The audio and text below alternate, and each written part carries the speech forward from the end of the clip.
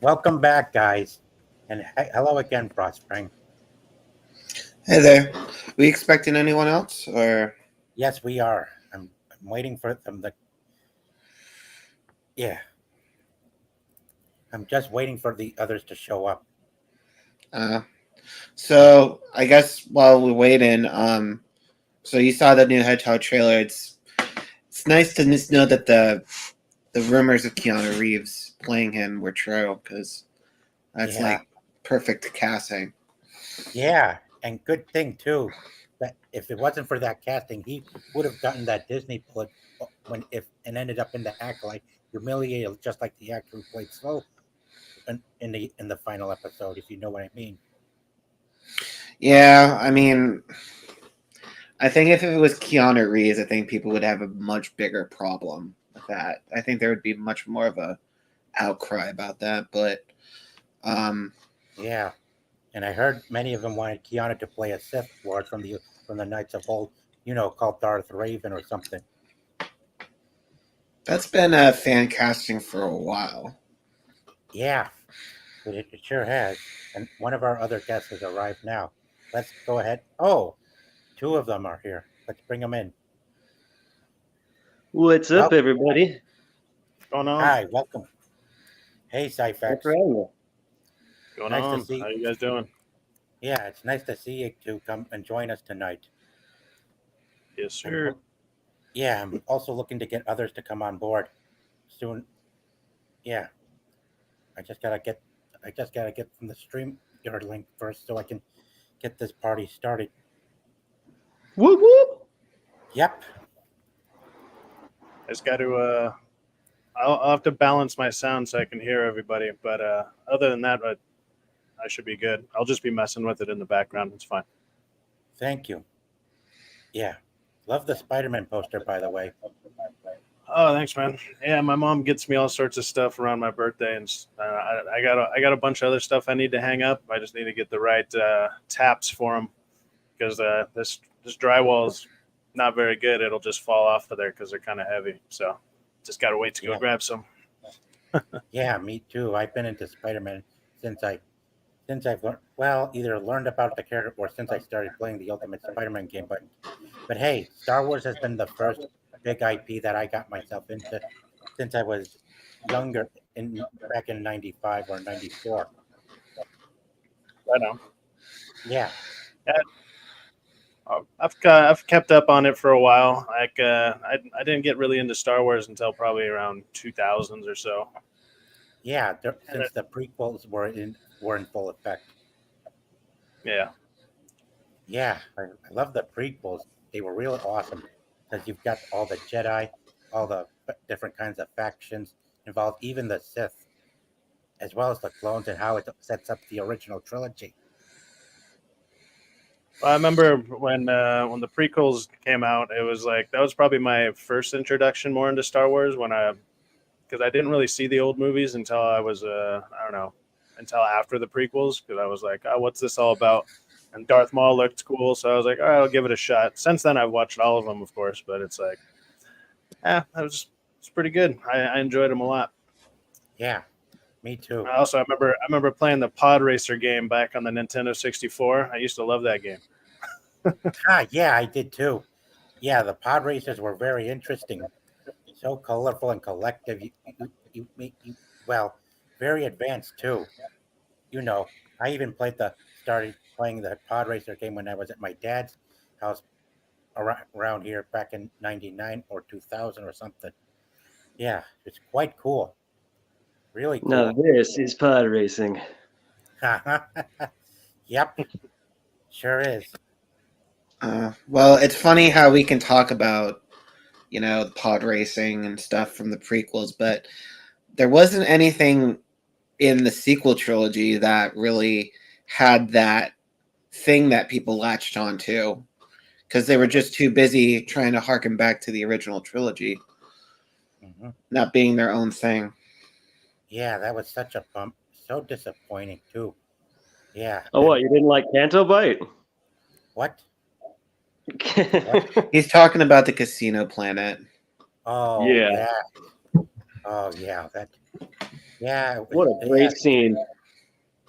yeah, that eighth film really irritated me with all the melodrama and stuff.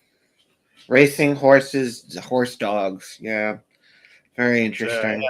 Yeah, very very Star Wars like, isn't it? yeah. Well, I don't know. So what were they thinking, man? Like whoever greenlit all that stuff, man. That of course they probably still work there. Of course, why not? You Yeah, know I'm sure what's they made you know like what's they made a bunch shocking? of money.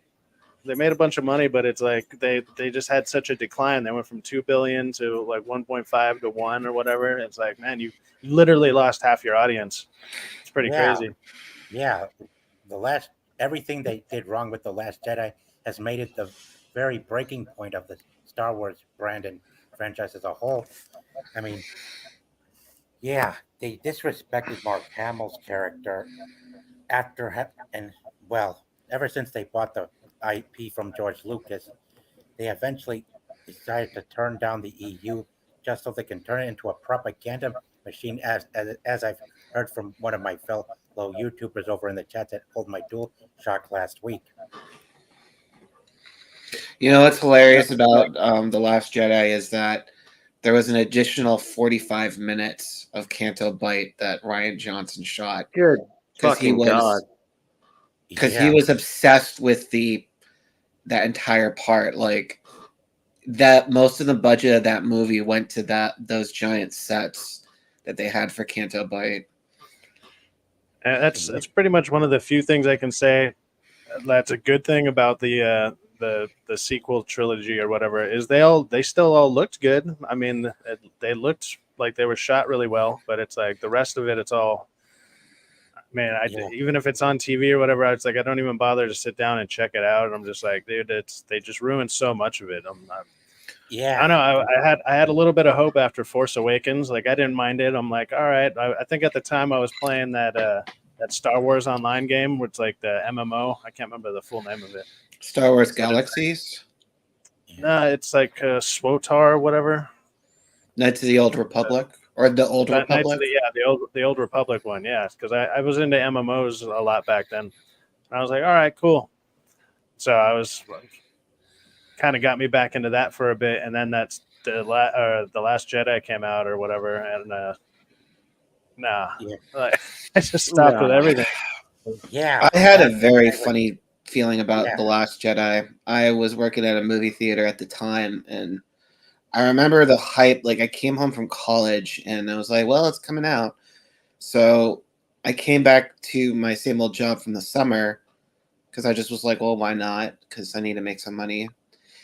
I watched it the first time, and it just everyone kept on saying, like, the mainstream media, oh, it's so great. And I just watched it, and I just was like, what is this? Oh my God.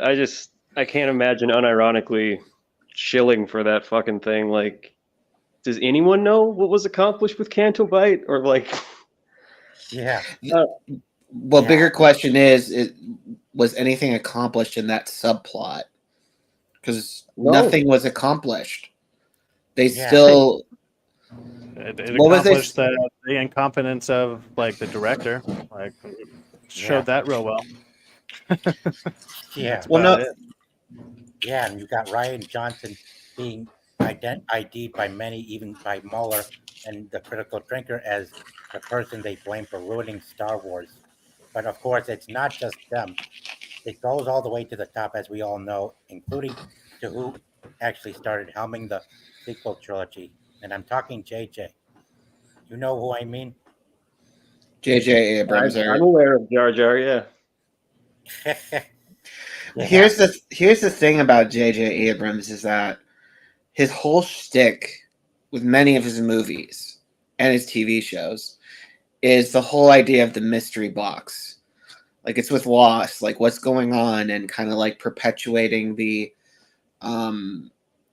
like what's happening on the island and everything like that. And then he did it with the movie Super 8, like what's going on, what's this alien or what's this extraterrestrial. And then he did it, I think, with a few other movies. And that's the thing, is that just his one trick pony is setting up all these things for us to guess about, But then you bring in someone like Ryan Johnson, who openly has said he likes people to be divided about his films, who will come in and subvert everything. Such Yeah. a bullshit statement. Oh, if half the people hated my movie, then I did my job right. Fuck off. Yeah. Like you'd be saying that if like it wasn't a Yeah. huge backlash. Just Yeah. a weird way to cope with all the backlash. I've noticed that Yeah. with a lot of Hollywood people in general. Like I live out here in California, and if I'm down in North Hollywood and you run into actors and all sorts of people, most of them seem to be pretty all right. But every now and then you just get a lot of these snubby, like uptight people who just can't take any criticism, and it's pretty crazy. Like they don't know how to deal with it at all. They're used to hearing yes. Once they finally get into Hollywood, it's just like a bunch of yeses usually. Other than some actors get they get snubbed on their auditions and stuff. But once you're kind of into a certain like realm, like if you're into the Disney Star Wars stuff, it's like you see them just recasting the same people. They don't even got to try out anymore. It's kind of crazy. Yeah, it is crazy. Very crazy. Yeah, and irresponsible too, just to go and poke fun at people by calling us things that when when they refuse to understand the real reason why we did not appreciate what they've given us out of Last Jedi. And even though they tried to restore that hype with Rise of Skywalker just by bringing Ian McDiarmid back as a clone of Palpatine, that kind of, it's kind of a puzzle. Well, it kind of felt weird. What really bummed me out the most about the Rise of Skywalker is that they didn't even bother to have Daisy Ridley and Ian McDiarmid take each other on in a lightsaber duel. All they did was make her feel like she's invincible just to push some propaganda out there, as well as having all that lightning that took Palpatine out, take out every one of his acolytes inside that tomb over on Exegol. Yeah, it's quite crazy. Man just can't stop electrocuting himself. It's crazy. Yeah. Well, I mean, I heard that movie was reshot and there was supposed to be other thing. I mean, originally the movie was supposed to be directed by Colin Trevorrow. And then he was originally supposed to be the helmer of episode 9.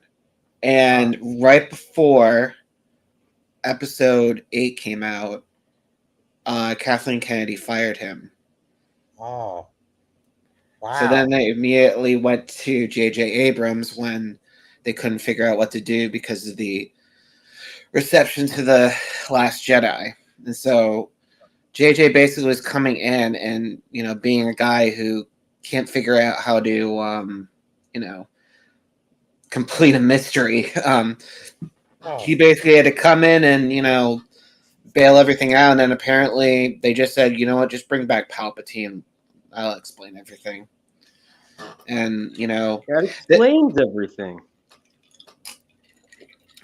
I remember when I first heard that trailer, the first trailer for the third sequel movie or whatever, and it's like they do the Palpatine laugh at the end, and I was like, who the hell wanted this, and why is this here? Why am I hearing this at the end of the trailer? Because I remember I was just listening to it while I was walking somewhere, and I was just like, you just hear the laugh at the end of it, and I was like, what the hell was that, man? Is that really what they're doing?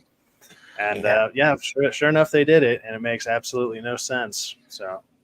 Yeah, no sense to actually just go making a clone just to recycle the character in some kind of form and just to get people back in the seats at the theaters. I mean, it felt good having him back, but the way they had it executed kind of bummed me out. I mean, they could have just done even bigger and grander if they did it so, but man, just wonder what goes on over there at the studios, to be honest. Well, they also turned Snoke into a whole nothing. Like he was just nothing. They just literally just cut him in half. Like basically cut him out of the movie, literally.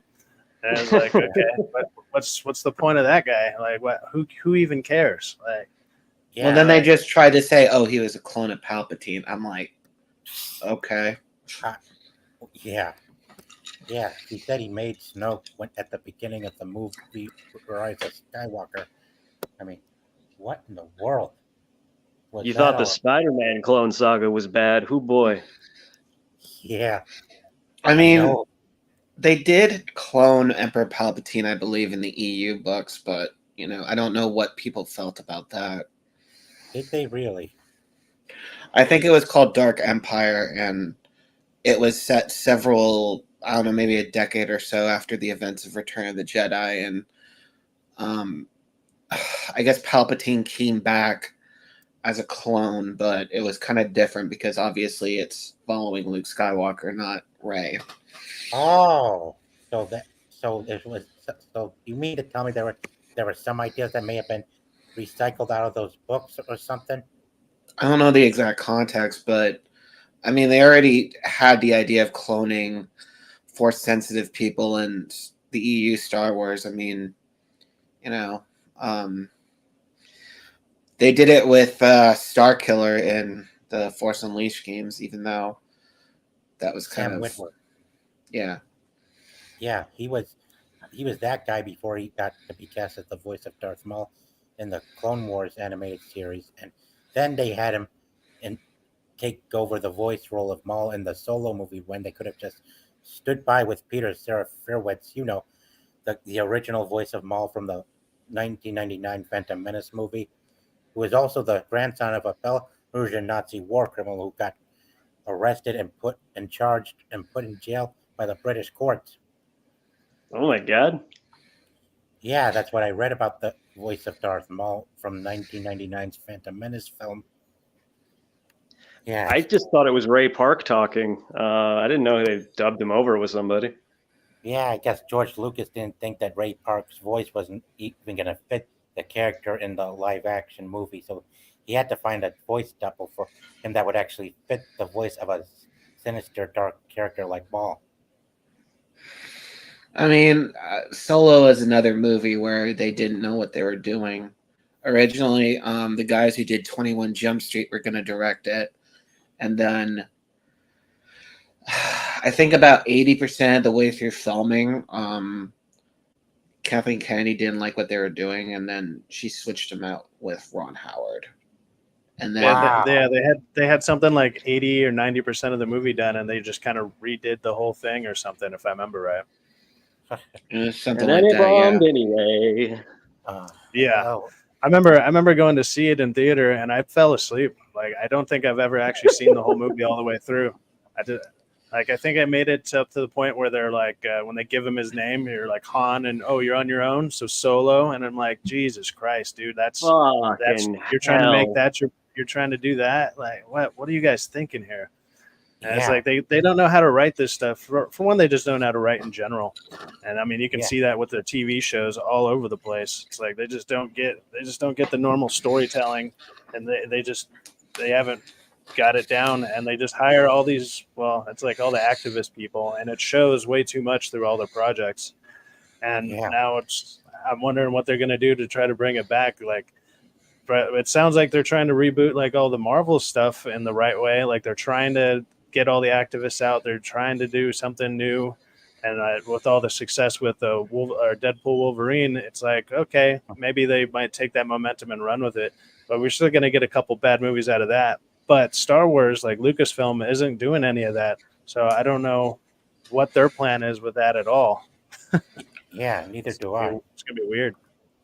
I mean, Lucasfilm kills as many ideas as they bring them up. I mean, they announced that they're no longer going to push forward with the Lando TV series, and I'm just like, we really need a TV series on Lando, like, and then then we were going to get something with the Game of Thrones writers, and then obviously they saw how season 8 went, and they were like, no. So, Yeah. and then we just got Acolyte, and it's like, Yeah, that. You Do not don't want the speak its backstory name, on why you lest hooked you up with invoke its robots, man? presence. Yeah, and I wonder. We really need that good backstory of why he hooks up with robots. I mean, come on, aren't you just so excited my about God. that? Like, Yeah. Oh my God. Yeah. Who would be excited for anything like that anyway? Fun fact, that robot was voiced by the same woman who was the annoying sidekick in the newest Indiana Jones movie.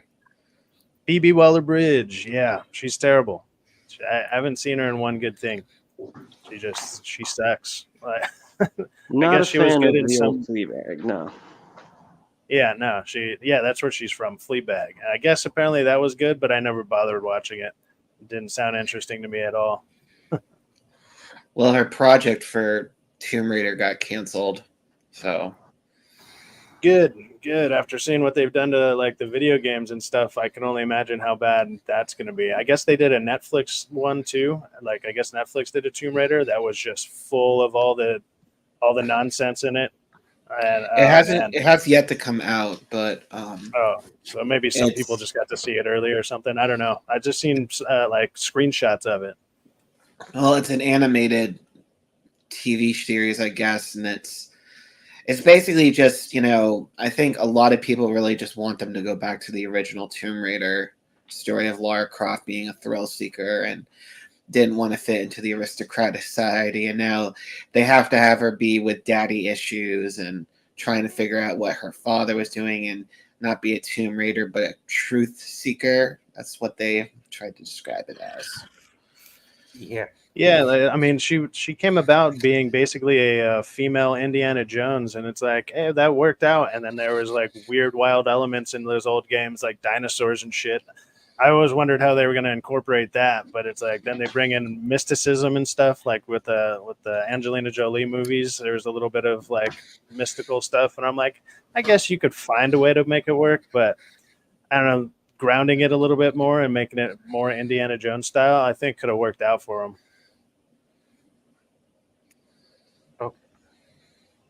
Sure. Yeah. Looks like we got some. Hey, it looks like we got company who wants to come aboard. Mm. Yeah. Are you having problems there, Outcast? Oh, There's a link. no, I just missed. I'm on my phone. I misfingered. Don't worry about it. Oh, so sorry. I've been confused right there. You're okay, Daxonar. Thank you. Anyway, Cool. I'd like to go show you guys something regarding Star Wars. Mostly, I like to start from the beginning of the thing. As I can get onto this, let me get the share screen up. And now, and here we are. Yeah, here we are. Star Wars: The Phantom Menace. The movie the fourth film that was filmed and released by Lucasfilm in '99 after the original trilogy, but serves as the very first, the start of the entire Star Wars saga, primarily the Skywalker saga to be exact. And and now let me get this up. Here, yeah, I'm trying to get the right quality image up so I can. Yeah, it's kind of hard to. All right, sorry guys. Let me just get this in, and here we go. There we are. Phantom Menace. The main star. Ah, ah. Looks like we got some more folks trying to join us from the chats here. I take it some of them follow you, Cyphex? Sorry, what was that? I was drinking some water. I couldn't really hear you. Do you do you recognize these folks? Huh? Sproul, I don't think I've ever seen him before, but I don't really have that many followers. I just jump Yeah. on DA's stream every now and then because I run into him in real life. We go to the movies and stuff. Yeah, he's been quite critical of how Disney's been handling Star Wars, as as have Tyrone Magnus and others, including Aaron Fisher, who I started to know ever since that thing that went down back in 2022 at WP. But now let's get back now. Phantom Menace, as you all know, starts out with Qui-Gon and Obi-Wan back when he was just a Padawan to Qui-Gon. Work together to escape a Trade Federation droid ship, and went and got over to Naboo, met up with Jar Jar, and rallied with and headed over to Naboo to rescue Queen Amidala and a group of folks that they escaped with to get them to Coruscant to safety. And as you all see in the picture, they run into battle droids in the hangar. Then they escape ship and make their way over to Tatooine, but not without giving them a good fight of a lightsaber duel while covering their escape. Yeah. I Love remember how. this. Yep, I Mhm. remembered the first thing. I sense an Ah, unusual amount of fear for something as trivial as this trade dispute. yeah, very true, Daxonar.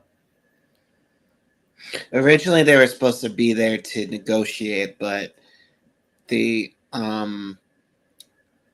what was it? They said the droid gave away the fact that they were Jedi, and they believe that what was it? The guy said it's like they hear the Force a settlement or something like that. Well, well, I don't know, but they said they knew.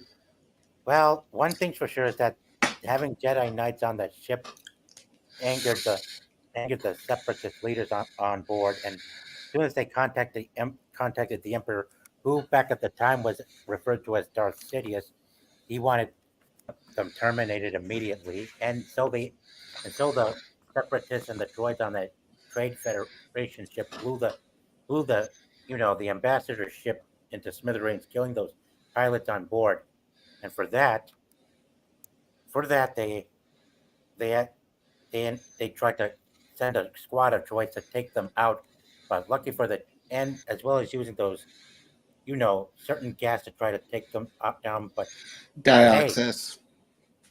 yeah, but luckily Qui Gon and Obi Wan were skilled enough to take them as many of them down as they could, up until the destroyer droids came rolling in and having these shield generators to shield them from any blast that deflect back at them from the Jedi lightsabers, causing them to speed dash their way out of the crossfire and over to the hangar where they make their escape on one of the landing ships.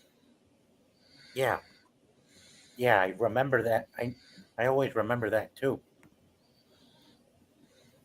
Yeah, The famous Jedi dash to be used once and only once. yeah, the famous Jedi dash.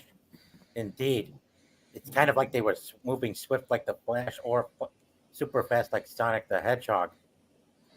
Topical. They do a lot of stuff like that in the Star Wars movies. It's like, why aren't you using stuff like this all the time? And like, it's like they forget what they wrote sometimes. Like even in the older stuff, or especially if you see like when you watch any of the newer stuff, it's like, man, we've seen them do way cooler shit before, and now you got better graphics, you got more money, you got a bigger budget. Why aren't you doing any of this other cool shit we've seen before? It always kind of baffles me when they make those decisions. Are you referring to Yeah, the Disney Star Wars movies or the Yeah, like the um Disney Star Wars stuff. It's like they don't really do any of the stuff. It's like the dash stuff like that. People stuff that people have called out for years, and it's like, hey, you can do this stuff. Why not bring it back? Why not? I don't know. I don't yeah, know why they always try to want to feel like they're trying to move forward while actually never doing anything new. It's like you're willing to take so much from the old stuff. I don't understand why they can't just dive into it and get some of the I don't know the stuff that people want to see more of. It's weird. yeah, yeah. It is weird. To some effects, it's quite weird indeed. Yeah, yeah. And these are the two destroyer droids I was talking about that scared that caused them to speed dash out. Ah, I think I think. Oh, I was offering Jericho a seat on the panel, but I guess he doesn't need. I guess he doesn't have any interest tonight. Well, I guess it's just us for now. But hey, let's continue. Let's continue on. I mean, I've got to. I'm. Let's. Yeah, let's get over to pot racing now. Yeah, the next part. Yeah, the next big thing that made the Phantom Menace movie phenomenal. is the pod racing, yeah. It's funny how some people said that this part took up way too much time, but I'm like, what the heck are you talking about? When I first saw it back then, and like I said, also when the pod racing game came out, I think they actually released it around the same time. Like it was right on top of it. And so it's like I remember really being into that a lot back then. I mean, I'm sure if I were to probably rewatch it now, I'd probably feel the length a little more. But it's always been one of those things that stood out to me about the first movie of the first or this one, the Phantom Menace. That and of course Darth Maul. But it's like I don't know, man. I would have to rewatch it again to see how badly it drags on. It's been a minute since I've seen it. It doesn't drag on. Just some people felt like, it doesn't. I don't think it drags on. To be honest, it's a very good action sequence. Yeah, And, I thought it was. I remember it being well done. I remember really liking it. I mean, there's multiple versions of it because if you look up on the deleted scenes, depending on some of the edits, I think there's a difference between the current Blu-ray version and the original theatrical. But they added a few tiny beats to the pod racing stuff, like introducing certain pod racing people and stuff. Is it like a director's cut, or is it just extended scenes? It's just it's extended scenes a little bit, but they're also interweaved with the deleted scenes that they have. I'm trying to figure out who my favorite of the group was. It's got to be Sebulba, right? Yeah. Oh yeah, Sebulba.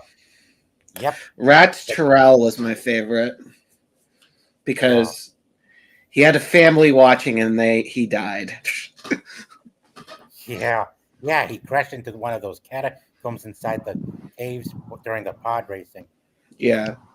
Yeah, and here's a good list to keep track of the pod racers that were involved. Some of them that were out in the field. Yeah, what do you think, guys? Check it out. All the pod racers that you could Pretty see. sick designs. Yep, I was so into pod racing as well since I seen the first movie and started playing the game. It just shows that, George Lucas did have an imagination for this type of stuff. And, when you hand it over to someone else like J.J. Abrams, all he can do is try to copy what was popular before and just be like, well, you got TIE fighters, but they got a different coat of paint now. And you got Star Destroyers, but they look a tiny bit different. It's, the whole South Park. Red Remember this? Woo. Oh yeah. Stormtroopers that look like ear pods from iPhone. Ah! That's very true. Think about it. They had a way weaker design. Like it's like they weren't menacing anymore. Yeah, exactly. It's like it looked like they came right out of an Apple commercial or something. Basically, and then it's just the big question is that 30 years have passed, and it's just like, why are they still using the same designs? And why is the X-Wing still? I mean, obviously, someone's going to point out to me and say, well, there's these small, details that if you put them side by side, obviously there's some differences. But I'm like, but still, 30 years have passed. When they get something different, I mean, I believe Ahsoka showed the EU E-Wing in the show. And that was a successor to the X-Wing a little bit after the Battle of Endor.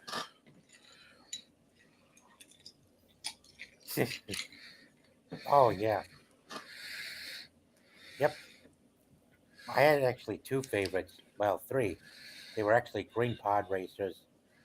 One of them is Gas Cano, and two of them were pods that were taken out by Sebulba.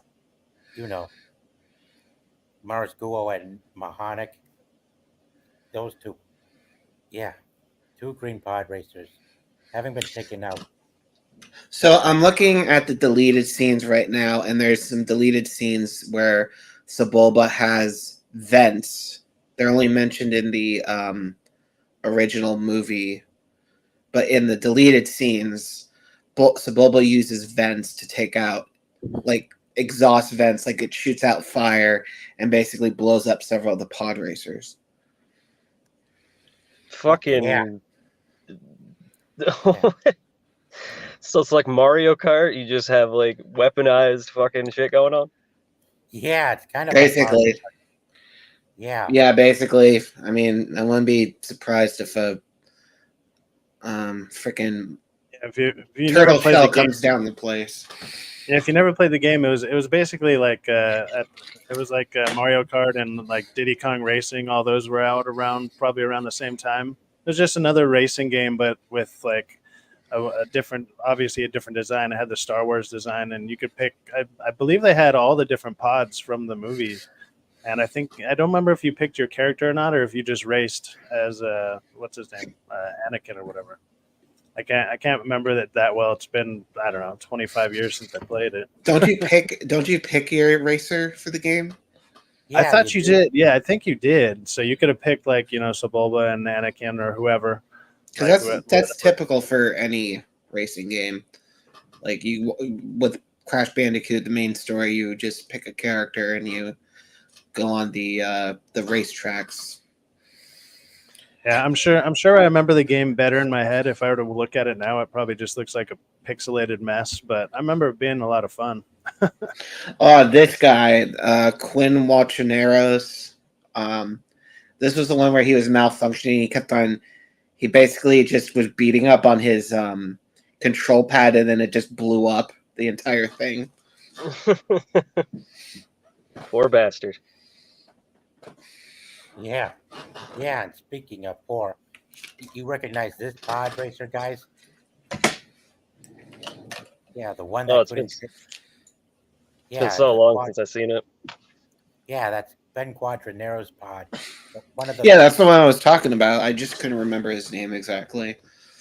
Yeah, he couldn't get this pod of his going in the movies like he could in the game, and it all just went spiraling all over the place like rockets shooting in multiple directions, and he ended up landing out far in the open fields, almost getting run over by pod racers out in the outskirts.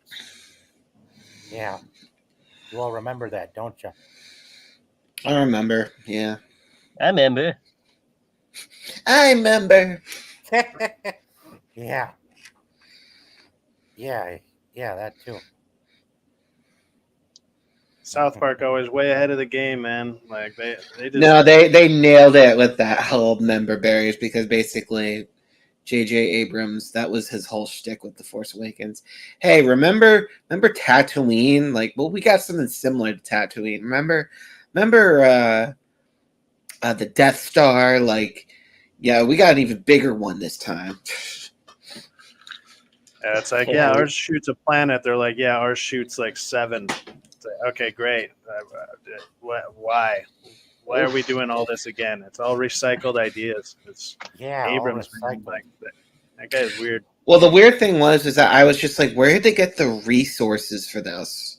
Like, if they're a fragment of the Empire, and I know that Star Wars Jedi Fallen Order basically made it canon, or made it that Ilum was the planet that they harvested to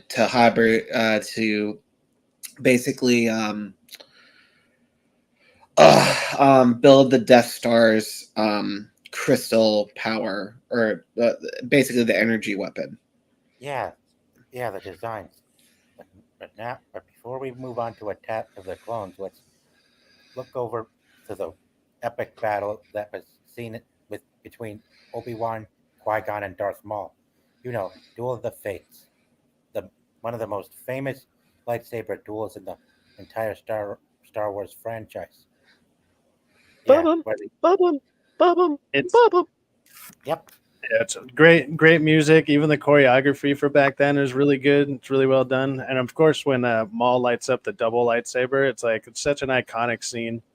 And they always try to replicate stuff like that, and it just never works the same. Because I don't think they've made a new villain that looks anywhere as menacing as Maul did. Like, he just looks so different.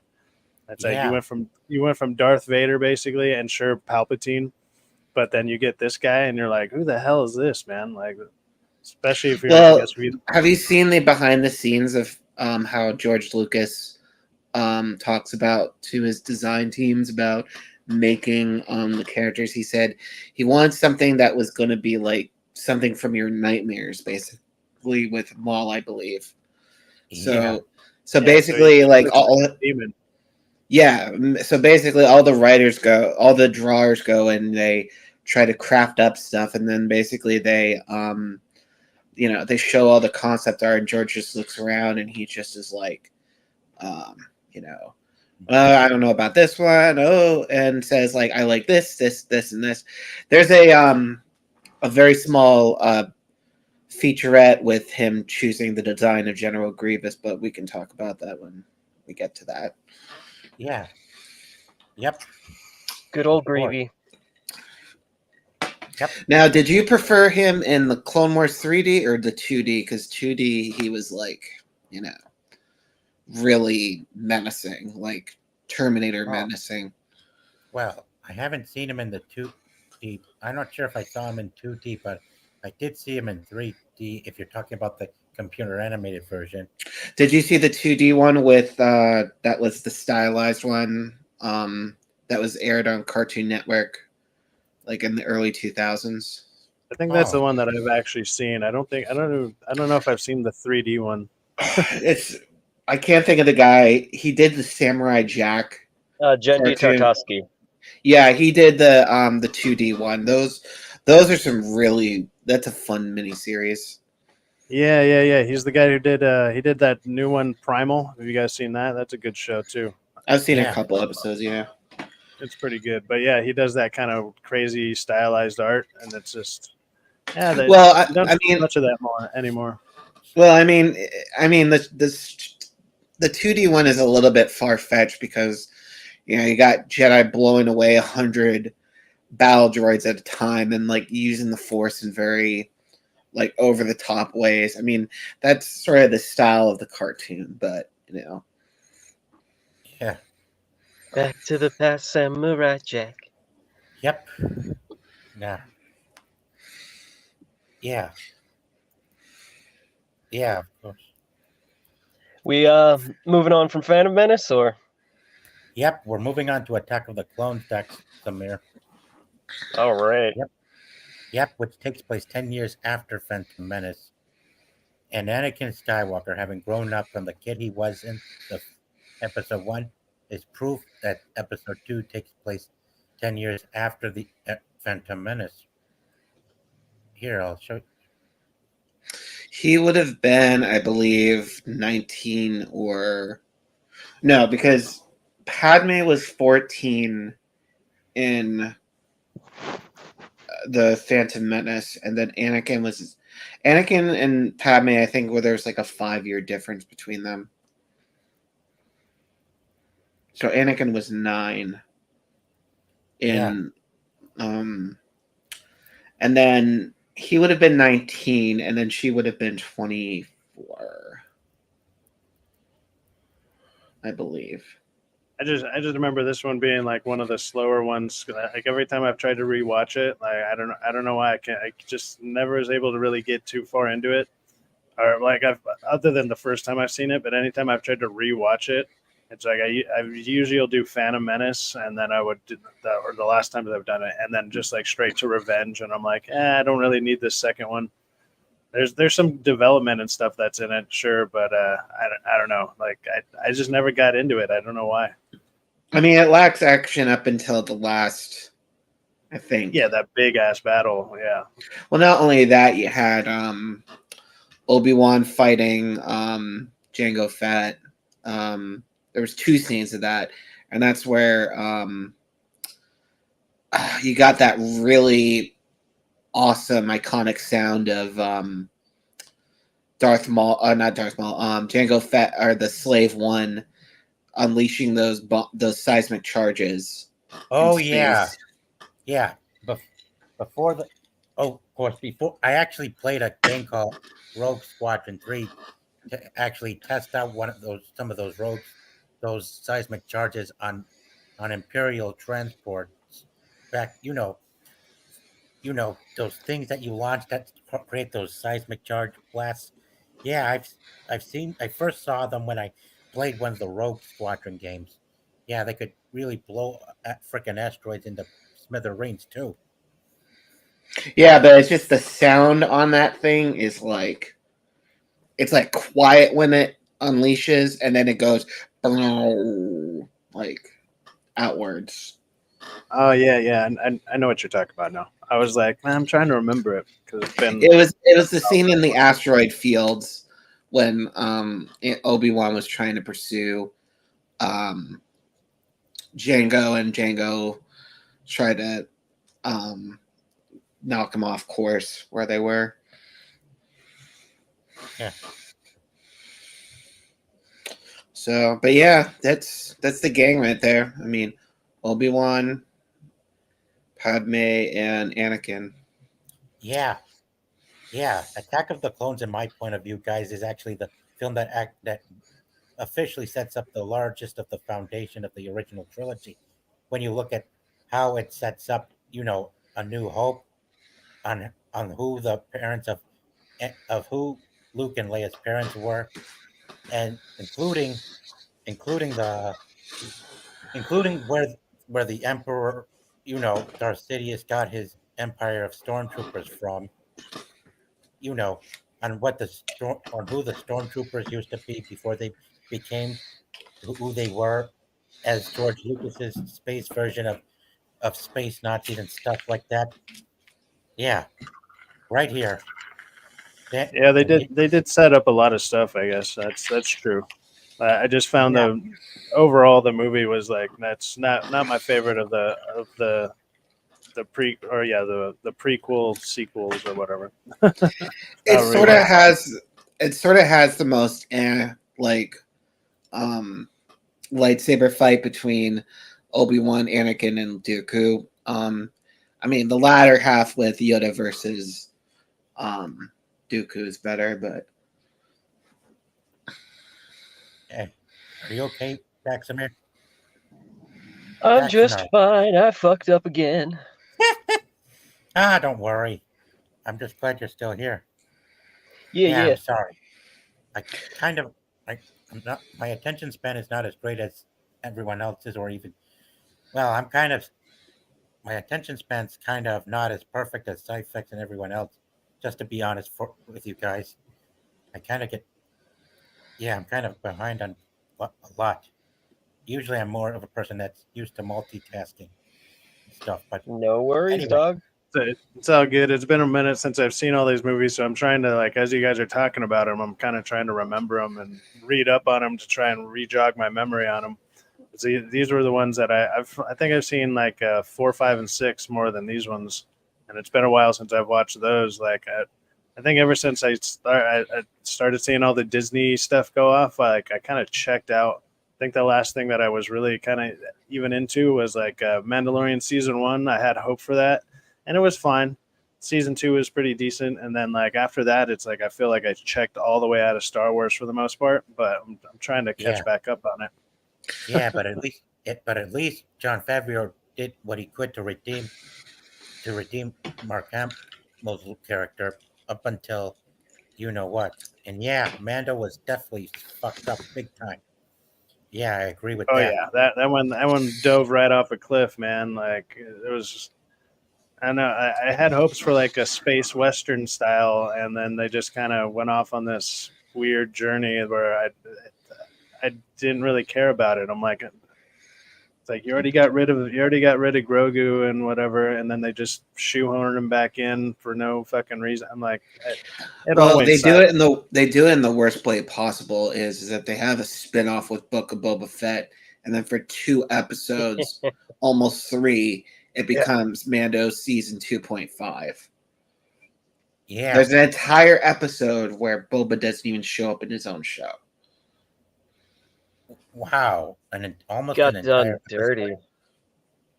wow. Yeah, kind of so disorganized, if I had to say so. So disorganized, but anyway, It's like they didn't have a full story for Boba, so they just kind of they had wrote like a couple episodes, and then they're like, "Shit, man, we can't continue with this. This is terrible." So they threw in a couple Mando episodes, and then tried to call it a series because they already announced it, and they were like, I guess this is what we have to do, and then whatever, then we got what we got. So Yeah, but Just the Attack of- scene of those dudes with like the laser riot shields, and they're like tasing him repeatedly, and he's like kind of smacking them away. That shit was so embarrassing. yeah, I bet it was. Good thing I I thought never it was actually- the Power Ranger scooter gang was the more embarrassing one, but yeah. Power Ranger scooter. That was pretty bad. Anyway, what do you guys think? This is the scene where the Jedi all come to the rescue of Obi-Wan, Padme, and Anakin. This was like one of the best action sequences. Like, Yep. and you just saw what they like. It goes from. It's kind of crazy how this scene goes. So first, it sets up as an execution scene where Obi-Wan, Padme, and Anakin are going to be executed by a trio of different beasts. Different creatures, yeah. Yeah, and one of those creatures was from the Battlefront game that you had to take out when on Felucia. The Obi-Wan- Ackley. Yep, and speaking of the Ackley Frostfang, that alien creature that Venom is set to go up against in the third movie in October kind of looked like it had its color scheme taken from an Ackley or something. It's called but anyway, since we progressed into Attack of the Clones from Phantom Menace, we end up getting a new breed of battle droids to see the Jedi and the good Oh, guys. several. Yeah. Technically, the super Yeah. battle droid Yep. Yeah. or the super B2 battle droid. Yep. Yeah, and these basic battle droids you see beside them, they got their tan, brown, Geonosian color schemed insignia, or whatever, just the color scheme. Well, just for this movie, they're Well, it's more to do with the fact that they're blending in with the environment around them. You don't really Yeah. see it much in the next movie, but you also got the right there the walking spider droids. a homing spider droid, right? Yeah, this thing. Yeah, it's got these powerful lasers that could take almost anyone and anything out. You could play those in Battlefront too. They had like a laser and then like a smaller or another laser on the bottom, and then you had the dwarf spider droid that you also saw. And then I believe they were going to introduce the Persuader tank in the story, but I don't know. I guess they kind of cut that out and they saved it for episode 3. Persuader tank. So the Battle of Kashyyyk, those are the Persuader tanks. That's quite the name for a tank. Hey, let me persuade you with my tank. Yeah, and then you had the Hailfire droids as well. Yeah, those things nearly took out every ATT Walker on the battlefield. discontinued it because once they ran out of rockets, they were basically useless. Mhm. At least that's what it says to Wikipedia. Yeah. If somebody came up to me with a persuader tank and that's what they called it, you might as well just go tell somebody like, "Hey, you want peace? Prepare for war, man." Like the fuck. Mhm. Very persuasive. Just sounds brutal. Yeah, but luckily the LAT gunships came in to take out these hailfires that were could have easily overturned the battle against the clones if had they not showed up to blast them right on the ground. Yeah, this battle was really quite epic and cool, even though it was quite awesome and very iconic battle in the Star Wars franchise too, which also marks as the beginning of the Clone Wars. It's still crazy to me how like some of these movies that are 20 some odd years old have better battle scenes than newer shit does nowadays. It's like how did you guys manage to do this so much better 20, 25 years ago? It's crazy. Yeah, it was.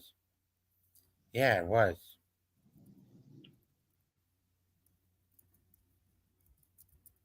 Definitely fan of that whole AT-AT scene in Empire. Shit is Yeah, always good to come yeah, back the to. walkers that were difficult to take down. Yep, and I do love this scene right here. Well, it's kind of a shame that some of these images don't come up in their full size.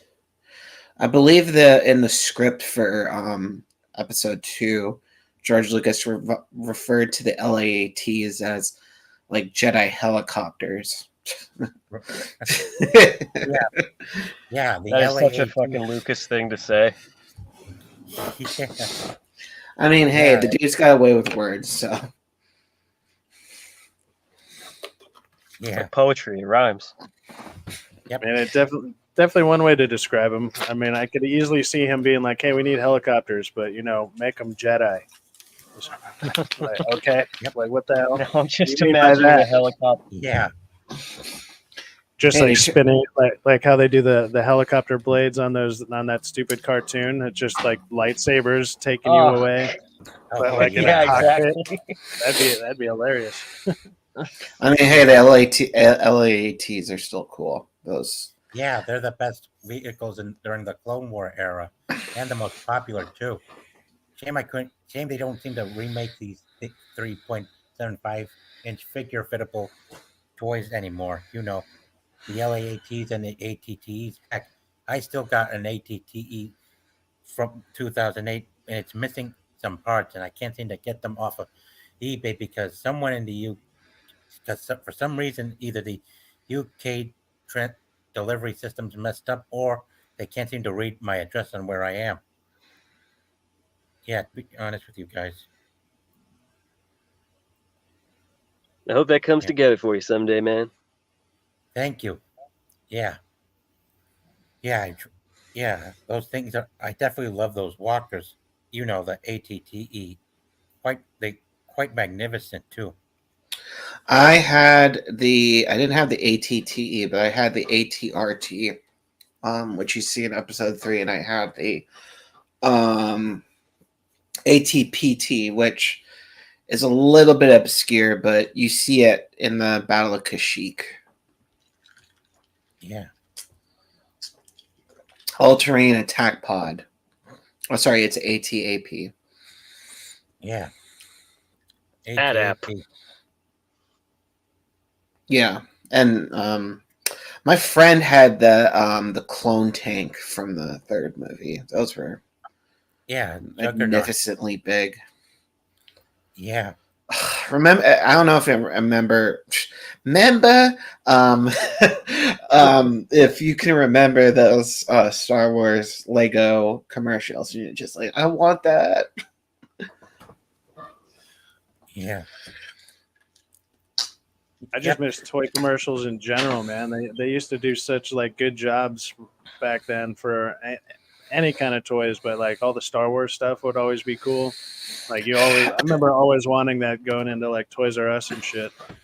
And this is why this is why I think the sequels are never going to age like the prequels, because there wasn't cool merchandise with the sequel trilogy.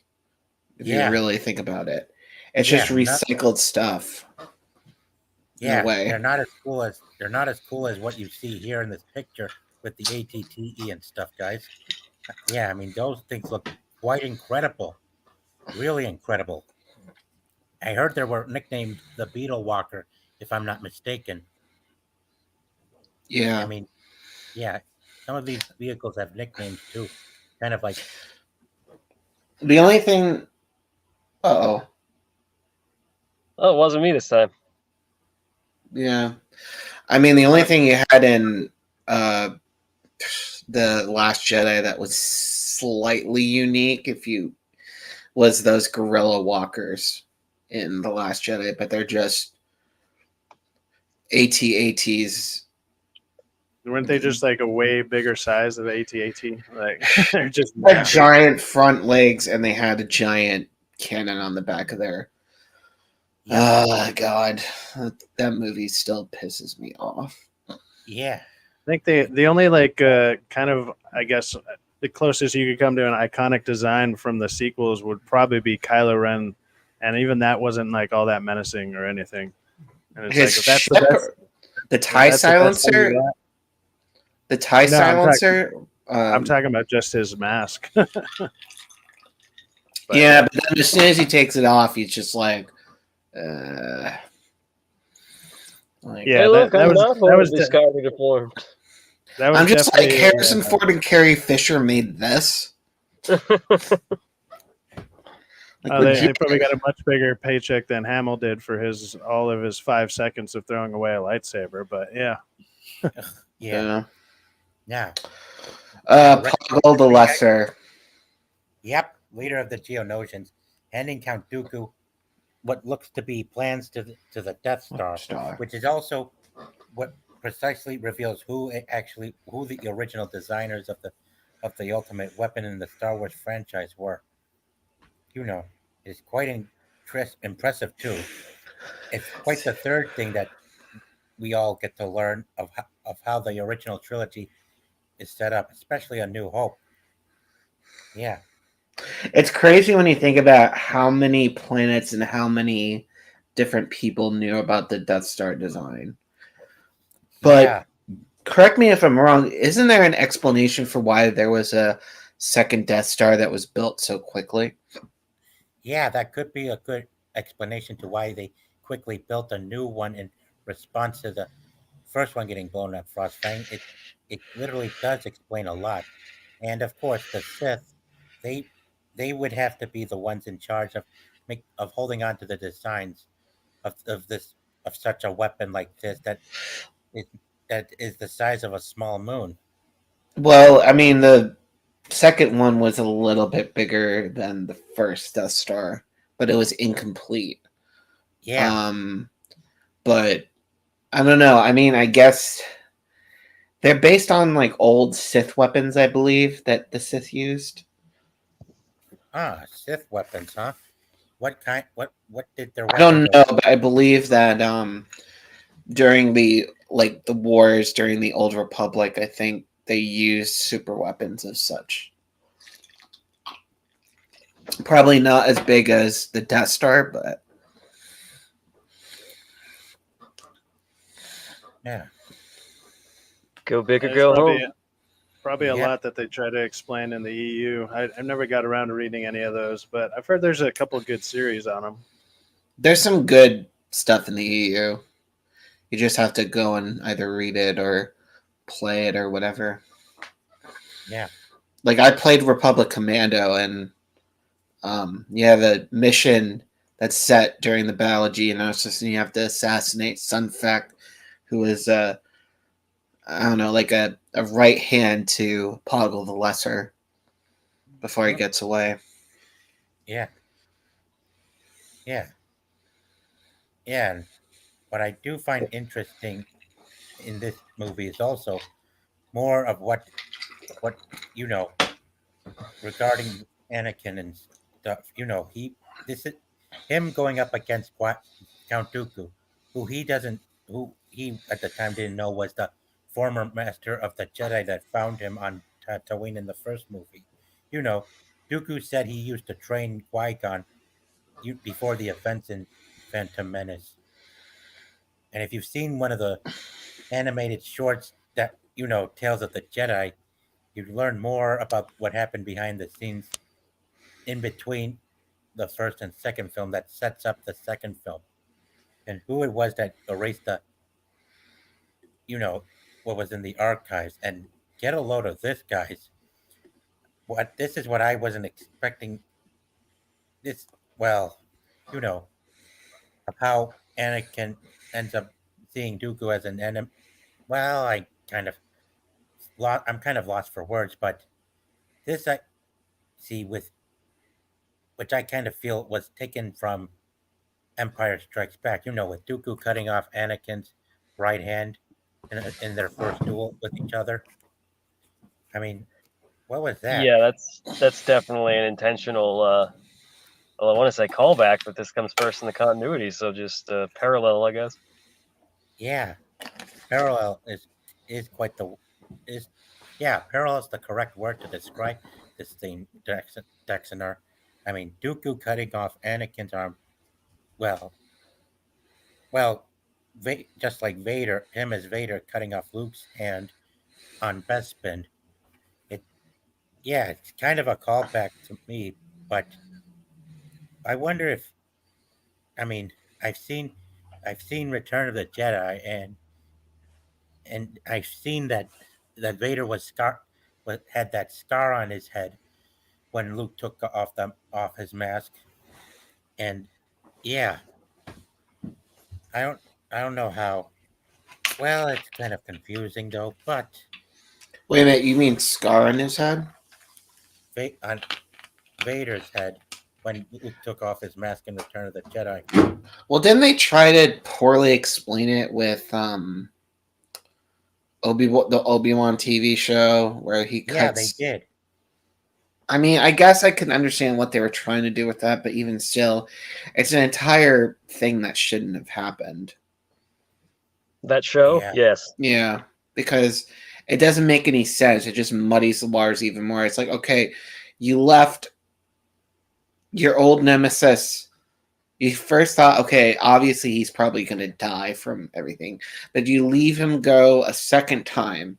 I'm like, he's just going to go off and do what he's doing again. Good job, Ben. Yeah. Yeah. And my kinda like friend is that. truly dead. Goodbye, Doth. Yeah. Yeah. Figure. Okay, well, you're gonna murder a system of planets in another 10 years, so. Yeah. And of course, we all even learned that with Dooku having revealed himself to be the former master of Qui-Gon Jinn, we also learned that he was one of Yoda's former Jedi apprentice Padawans since they fought each other in this battle in the secret hangar. And Yeah. what I don't understand, my only question to me is why wouldn't George Lucas have Yoda join Windu and the other Jedi on the battlefield to use his lightsaber on some of these droids? Yeah, that's Yoda? Because I yeah, think he's kind of. I mean, Yoda would be. I mean, despite the fact that like he is cunning, I wonder if it takes a lot out of him to do in like a fight like this. Like he can only do it like It was probably just out of the budget at the time. that Yeah. that too. But I mean, yeah, the whole thing was that Mace Windu. So when I'm trying to go by memory because I do watch the prequels and the original trilogy maybe at least once a year and a half. What happened was that they gave emergency powers to the Supreme Chancellor, and then Mace Windu was going to send, because they got the message from Obi-Wan on Geonosis, and they saw he got captured. Mace Windu was going to send a Jedi strike force to Geonosis, and Yoda was going to go to Kamino and meet with the Kaminoans. And then when Mace Windu comes in, they come in and infiltrate. I believe he comes in with like 200 or so Jedi. Then that's when Yoda comes in and with the clone army. And by that point, I don't think that Yoda had to show any moves because they had the brunt of the clone army. Plus, it's a Yeah. fucking pain on his arthritis. Well, he was also technically a field commander because remember when he said, concentrate all your fire on the nearest starship when they either the Trade Federation or whatever I like to call them the Confederacy of Independent Systems. They were trying to take off. all their droid control ships. Yeah, and look at what we got here on the screen. The two Sith Lords during the Clone Wars, Darth Sidious and Darth Tyrannus. Well, I have both of great news, Master. The Clone Wars has started. Good. excellent. Everything is going as planned. Everything is going as planned. Yep, they're both played by two Scottish actors. One of them is still alive, which we all know, but the other one, he died almost 10 years ago. He was Rest in 90s. peace. Yeah. Rest in peace, Christopher Lee. That dude, he was also Saruman. Yep. Yeah. During the early 2000s. Yeah. It's a pity we lost him.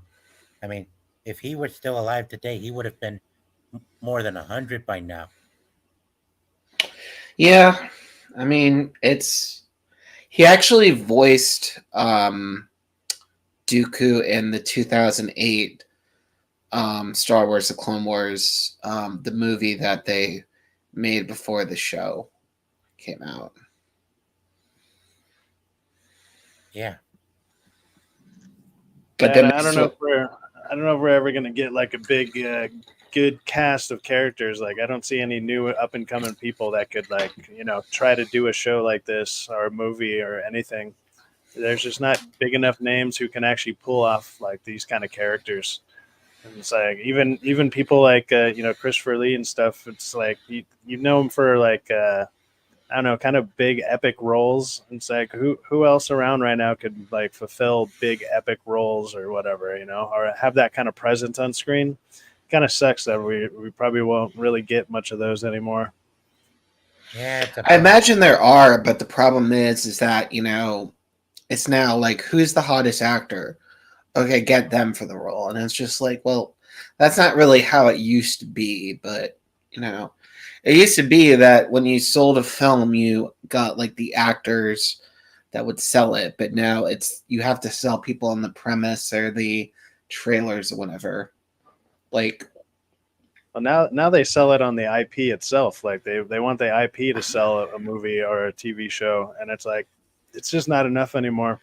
And then they don't bring in anybody else that kind of boosts that project up. Or they maybe get like a name. And it's like, I don't really care to see Pedro Pascal cast and everything, man. I just don't care. I don't think Pedro Pascal is that really good in the, I don't know, like presence wise. He's really not. The last thing I saw him in that I thought he was good in was Game of Thrones. And it's like, I guess he was good in Narcos apparently, but I never watched it. Well, he was fine in The Mandalorian, but when they made him Joel in The Last of Us, I was just like, he's not Joel. Joel is way too like, Texan rough type dude. You needed to get someone who is like from the Midwest or something like that, where Yeah, I didn't care for The Last of Us, the TV show. I mean, I'll probably watch the second season to watch him get clubbed, but that's about it. Yeah. Man. Yep. Be off. Yeah. Now, funny enough, fun fact: in episode 2, they filmed Naboo in Italy. So people like to say, "Well, the prequels are all completely, CGI." Well, no, they filmed the Naboo scenes in Italy. Yeah. You didn't. Yeah, and you never needed to use so much CGI, just like Disney has been using it for the sequels as well. Well,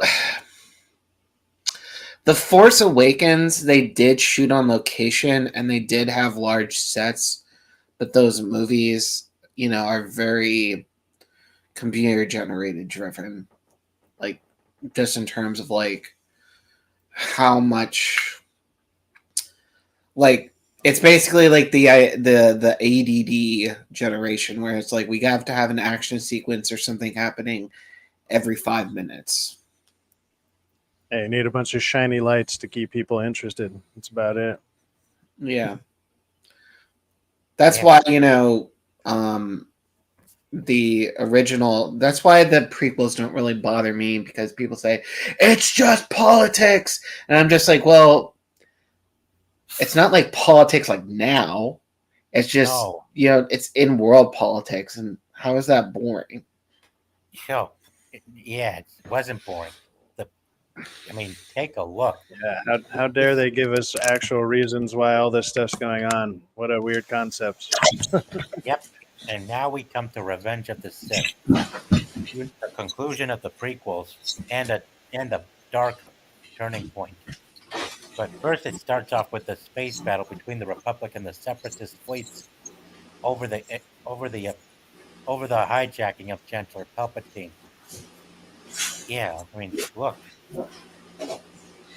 man, quite impressive. Yeah, we get to see clone starfighters for the first time, and even even more classes of their fleets, as well as separatist ships that you never see in two the first two episodes of the prequel trilogy. I mean, wow, Just- wow. Yeah, Anakin and Obi-Wan were sent into the space. Yeah, heck, even this. Yeah, hang on, guys.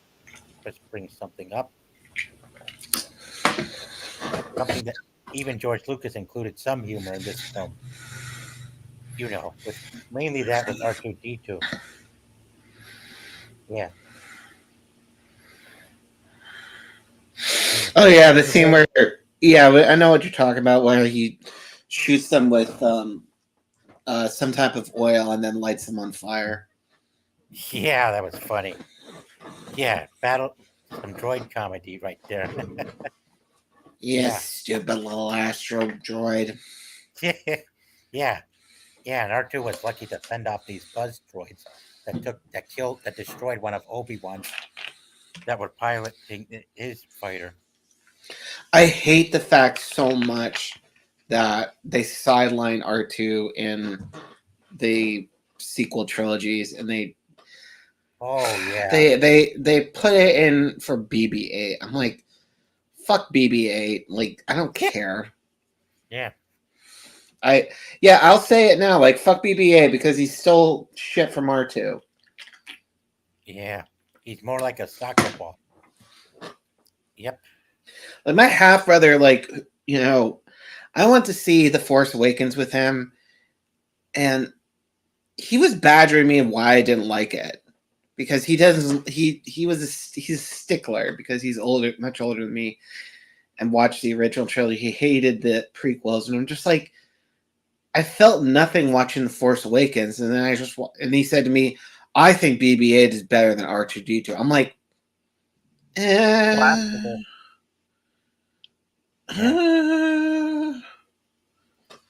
BB-8. I mean,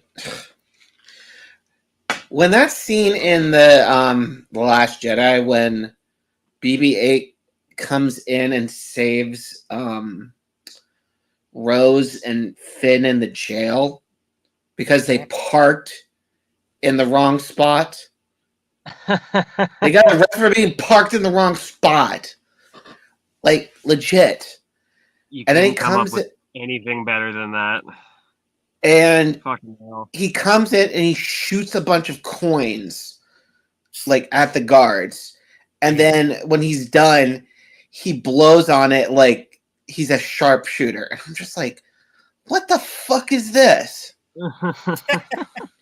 Yeah, what? It's pretty dumb. Yeah, Like people say the prequels are goofy. That's goofier than the prequels. It's like by miles. I think why R2 worked better too is because he had another robot to play off of, so it actually made sense when they would talk to each other. And BB-8's like people just understand him for some reason. Like, I don't know, Yeah. it was kind of weird. At least you had a C-3PO or whatever to translate. It's like, okay, that kind of works out a lot better than he just can speak to humans or people understand exactly what he's doing. Yeah, weird. that's very true, Cyphex. Very true. Well, he's fluent in 6 million different terms of communication, so. Yeah. Yeah, that's quite true, Frostfang. Quite true.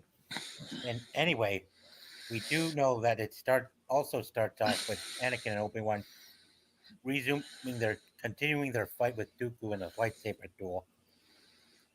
You know, yeah, and we all know The funny thing is, Bella Coruscant was all a ploy to kidnap the Chancellor. Like, they sent hundreds, if not thousands, of separatist ships at Coruscant. Also, Grievous could kidnap the Chancellor. Yeah, but they lost Count Dooku to Anakin under the influence of Palpatine. Do it. Yeah, do it. Good. Now kill him. Kill him now. I shouldn't. Do it. It's quite the compelling argument. Yeah, that is. Yeah. And then we were introduced to Grievous, who, you know, he's a really cool looking character. And even if you watch it now, like in this movie came out in 2005, the dude still looks real, like to me. Yeah, he does. Yeah, Like, he's like a, this was back when like it wasn't like Marvel type stuff where, okay, obviously this is CG, but it's just the attention to detail and everything, like he just looks real and he's just like menacing. yeah, real menacing, totally menacing.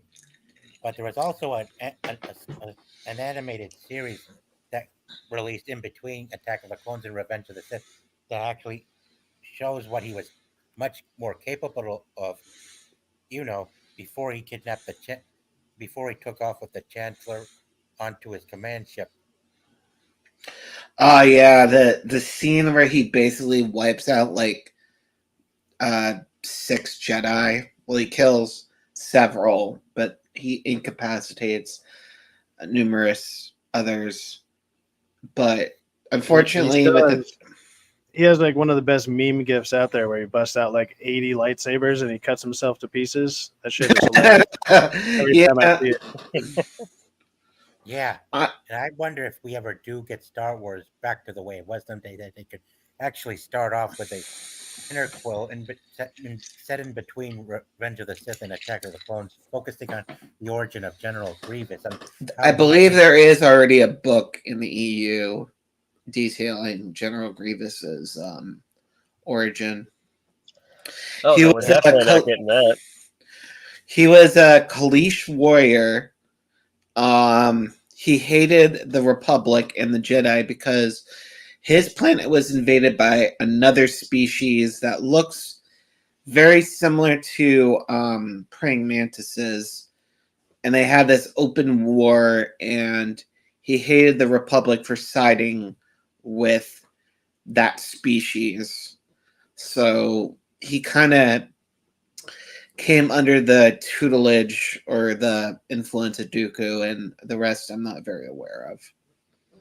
But yeah, just imagine if we ever got a live adaptation of that.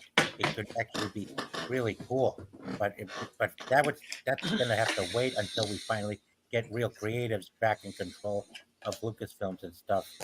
Well, they already kind of changed his origin in the 3D Clone Wars, because they kind of like Dave Filoni kind of came in and George Lucas was just like, well, I kind of pictured General Grievous being more of a mustache twirling villain, and so they made it more like he wanted those improvements instead of it was a crash that brutally incapacitated him, and that's why he got that exoskeleton. In the 3D version, he basically made those improvements of himself, quote unquote improvements. I just like how like so much of the Star Wars stuff, it just seems to be like, hey, can we just go bigger? Yeah, okay, here's a lightsaber. Okay, here's a dual lightsaber. Here's a guy with 4 lightsabers. It's like whatever. Yeah. I just find it funny how they do that. Yeah. A bit excessive, isn't it? Yeah. Also in this movie, we're introduced to more clone troopers with different variants of armor and stuff. This variant of clones is actually my favorite out of all of them that have appeared in Revenge of the Sith guys. You know, because they are The green. Kashyyyk troopers. Yep. Yeah, they're like the pre-stage version of the scout troopers from the Return of the Jedi movie. You Yeah, know, those are very cool. And like how you mentioned with the second movie, how like the droids would blend in with the background. It's like you can tell these guys are from a planet with green stuff, so it's like their design is so they can blend in. It at least makes sense. and right behind them, that's the all-terrain attack pod yeah, right there. yeah, yeah. That's the Walker you mentioned. Yeah, I used to have Yeah. that too. That is pretty cool action sequence. I mean, I know some people are like, well, oh, Chewbacca's here. You're making the world small. I'm like, he probably would have been there, like, during the Battle of Kashyyyk. Hmm. Yeah, In the Battle of Kashyyyk, they also introduced, dang, I can't even think of it. They introduced Persuader tanks, but they also introduced some type of droid gunship that kind of was like the answer to the LAATs. oh, you mean that? Oh, the droid gunships. Oh, Yeah. yeah, And that's Commander Gree right there next to Yoda. yeah, yep, yeah. That was, yeah,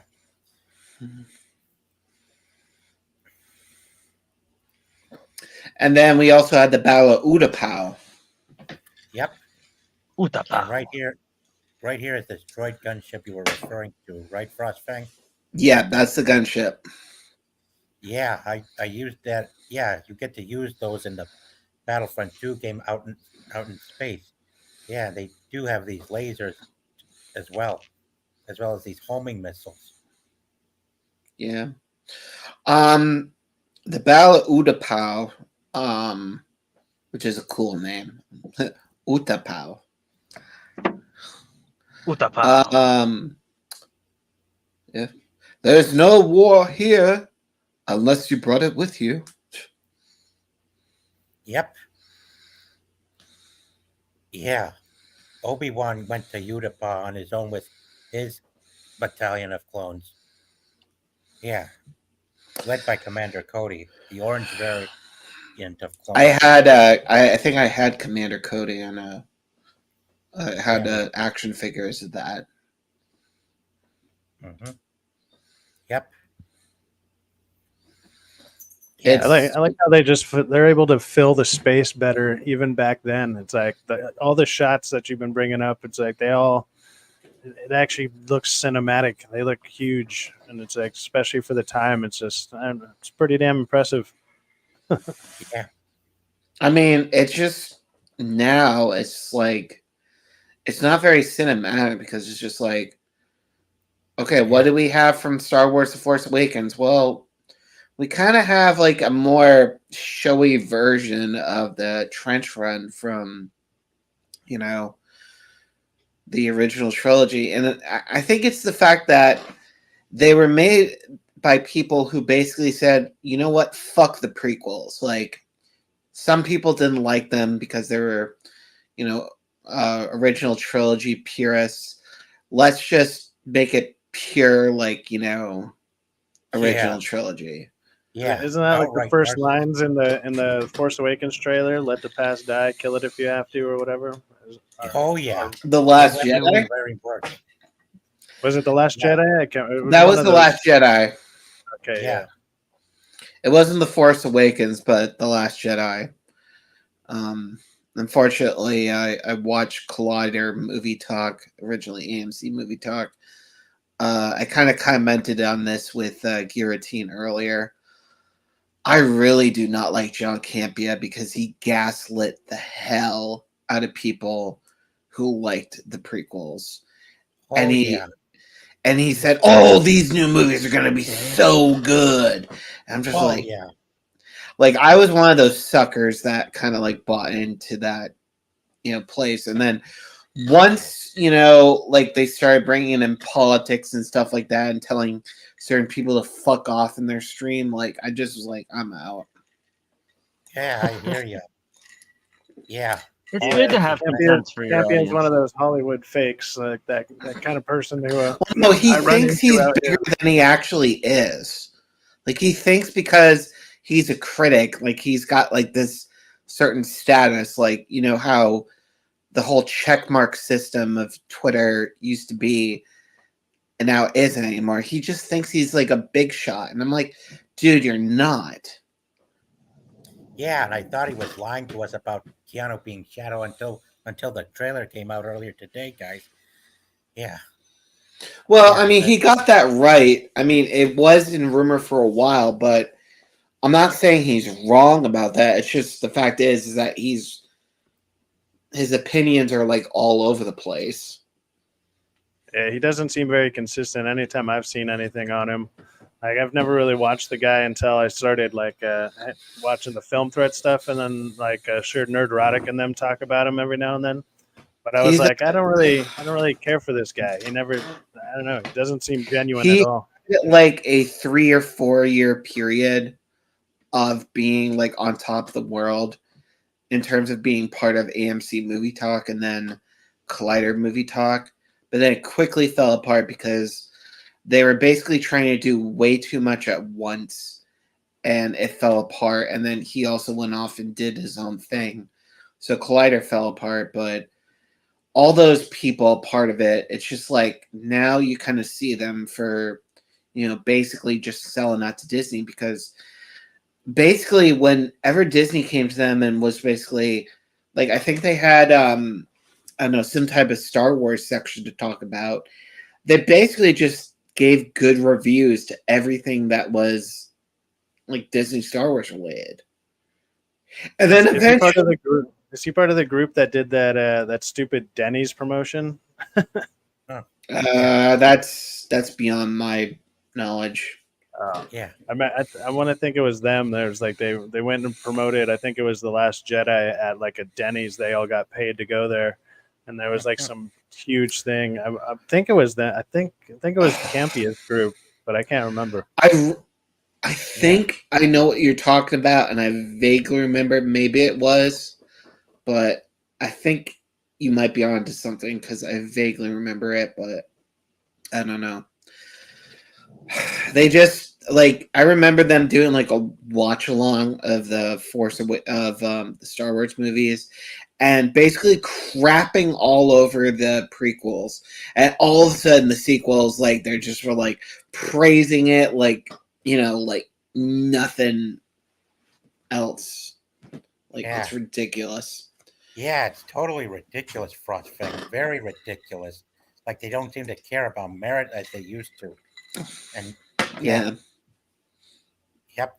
Revenge of the Sith, however, not only serves as the conclusion as well as the film that reveals Anakin's turn to the dark side and his transformation into Darth Vader, but it also helps Star Wars fans understand why he betrayed the Emperor in Return of the Jedi just to save Luke, because he was lied to about what he needed to do to save Padme. Yeah, that kind of thing.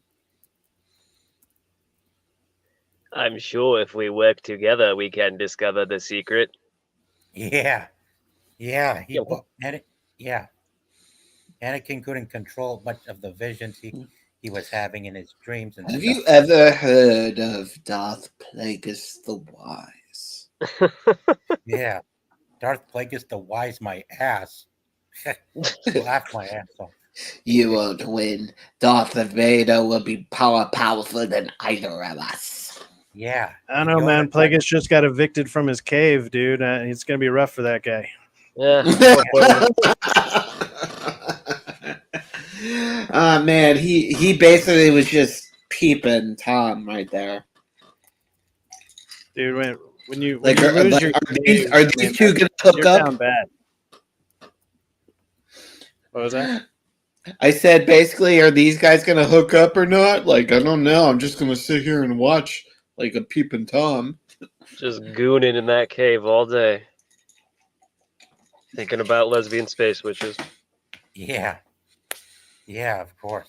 Sitting there seeing if his voodoo dolls are working or something, man, being all weird and creepy. Like, Yeah. Yeah. Yoda thought he could take on the Emperor on his own, but clearly he failed. But either way, but even if he did, we wouldn't. The original trilogy wouldn't be turned into the prequels. I mean, Yoda was meant to fail on taking down the Emperor because we all know that that Darth Sidious and the Emperor are the same person.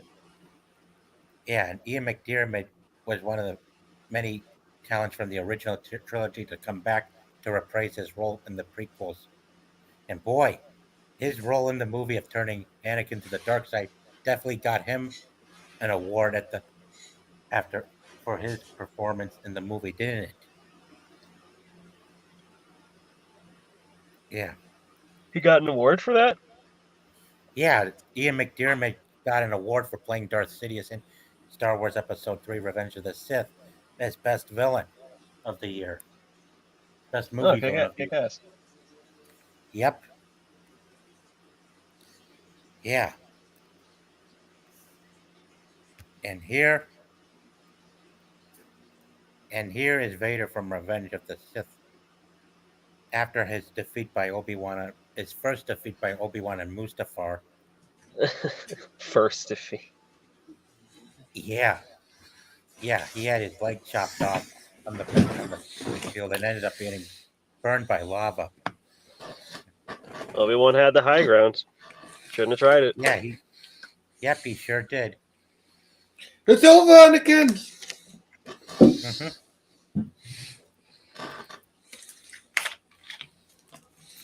Yeah.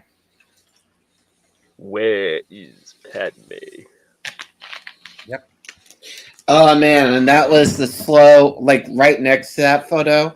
That's like the slow change of like those, the Republic era Venators. They almost look like, the Star Destroyers. Yeah. They sure. Yeah, these things. Yep. And then you got the V-Wings coming by and they sound like, TIE fighters. Yeah. Yep. Yeah. Yeah. Revenge is So, how do we feel about Anakin killing the younglings? pretty sinister. Yeah, it's quite sinister. kind of a Master Skywalker, there are too many of them. massive turn. What are we going to do? Die. Yeah. Yep. Yep. And after that, and now we come to the very first movie, the original Star Wars movie, serving as the fourth chapter of the saga. And here it is, fellas. Star Wars: A New Hope. Just Yep. that good shit. It's Yep. the one that started it all. 1977. People Yeah. like to say that Star Wars died when it became mainstream. I'm like, wait. Star Wars was one of the highest grossing movies, if not the, at the time. I think it made a shit ton of money when it came out. Like, because it came out during the era where everyone was bogged down by really serious and depressing stuff. And then George Lucas created this thing where it just was pure escapism.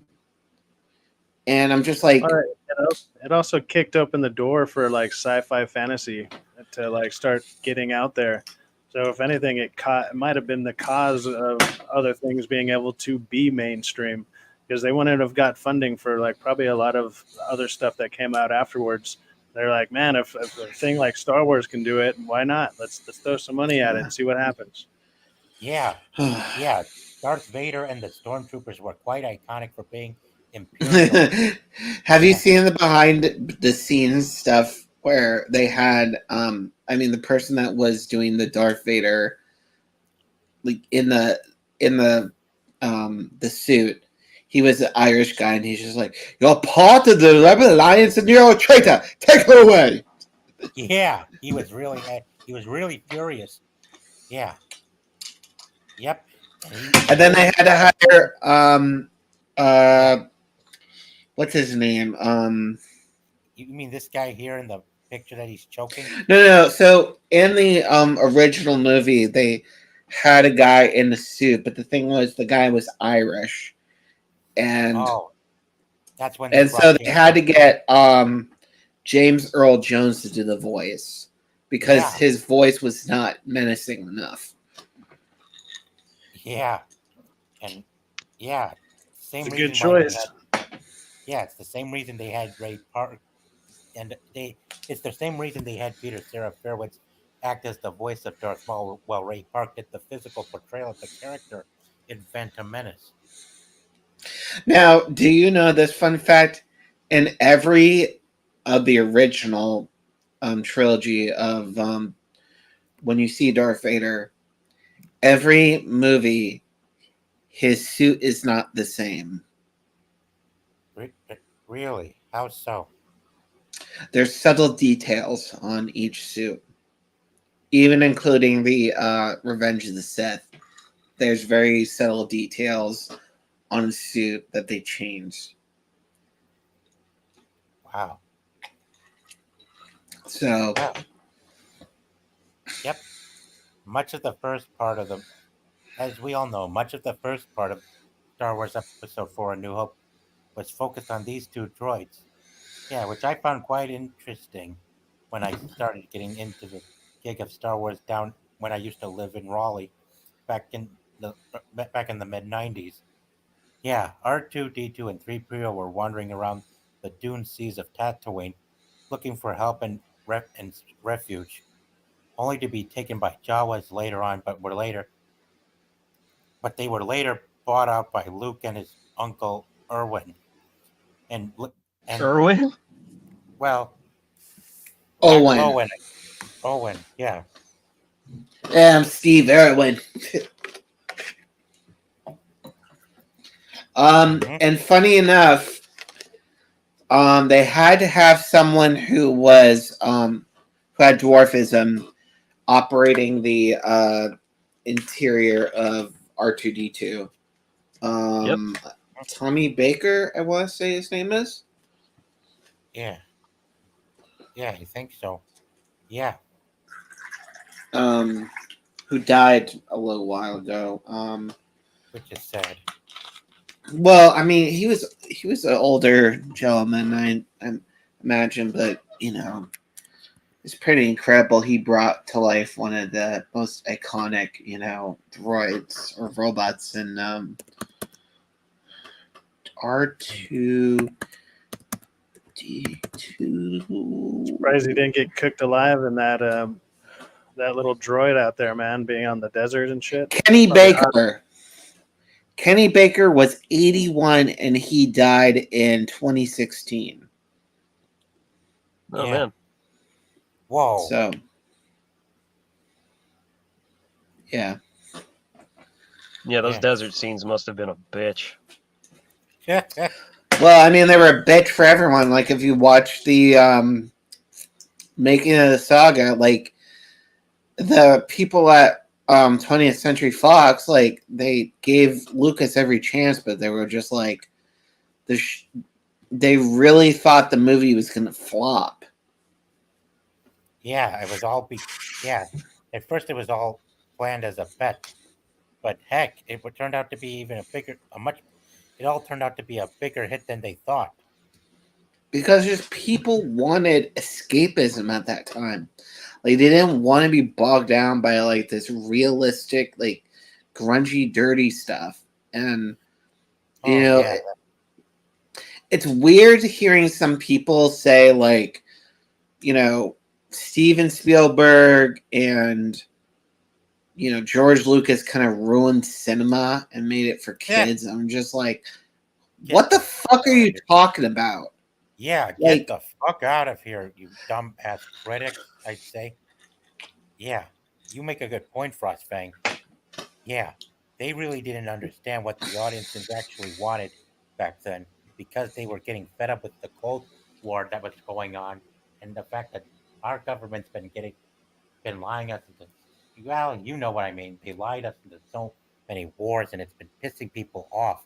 And it was all anyway, let's get back to Well, you I see mean, it's just not that. It's not also that. It's just like when you got other like serious dark movies like going on. It's just like, well, basically, you're telling me like the world sucks. Like, can I not get like any entertainment or whatever? I don't know. It's just anyway. Continue, yeah, my friend.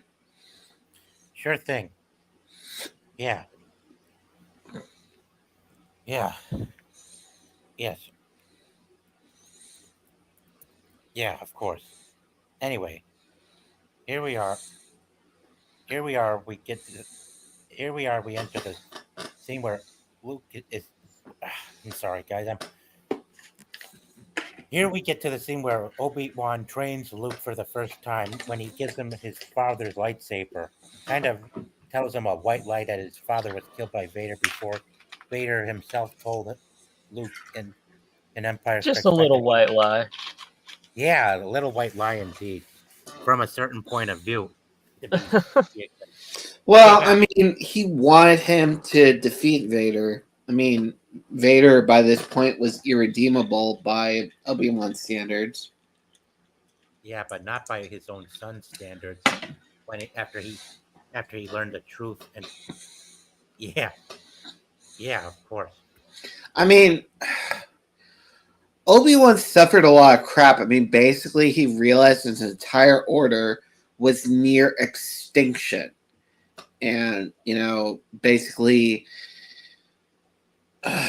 like, he basically was just trying to tell Luke, like, okay, this dude is pretty fucking evil. Yeah, And, like, he basically, in a sense, Darth Vader took over in terms of like a persona or a personality trait over freaking Anakin. yeah. He wasn't the same person.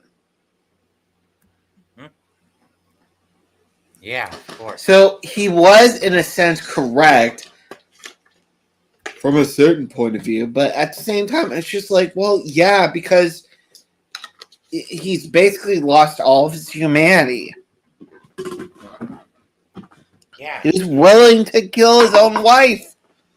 yeah, because he couldn't control or his anger when he saw Obi-Wan having snuck onto the ship. It's Yeah. our Let turn, her go, guys. Anakin. Let her go. Yeah. You turned her against me.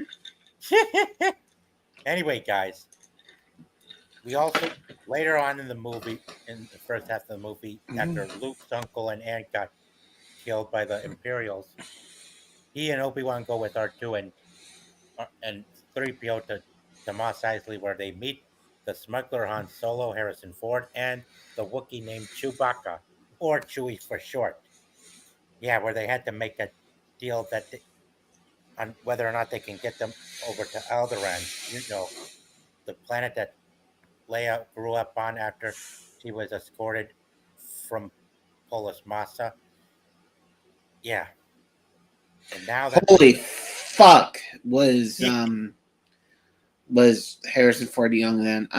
I recently watched 1923. It's a Yellowstone miniseries, and he's in it, and I'm just like, holy shit, was he young back then?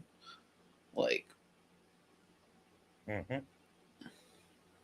And 1923 is pretty good. Pretty good. Hey, by the way, I'm going to have to go here in just a few minutes. I got to go pick up a friend. But, I've enjoyed talking to you guys. I'll try and join on another one, probably one that I have a little bit more knowledge on.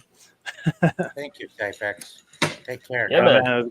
It was good talking to you guys. I'll probably see you guys in different chats and whatnot. Yeah. No take doubt, care, no doubt.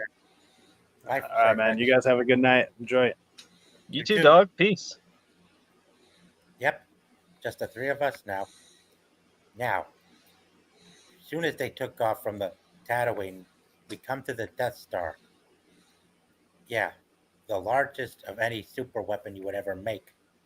It's the size of a small moon, which is really something that you'll never be able to build here in the real world. I can tell you that. I mean, you realize just how many years it would take if for any real human being in the real world to actually make something that's actual size and with such a huge planetary destructive weapon, super weapon, I should say. About a few. Well, think about how much it would take to build a freaking Star Destroyer. Like, that Yeah, thing that- is huge when you think about it. Yeah, and the Death Star is enormous, really enormous. But then again, you got the whole idea of, I don't know what you would say, not globalization, but basically galaxyization, where you got places of planets where you can mine the resources for that. Mm-hmm. Yep, that's true, guys. Very true. Yeah, so true. That's no moon. Yeah, it's a space station. That's your mama. Oh my That's god. from, that's from Robot Chicken, by the way. Oh, classic. Yeah.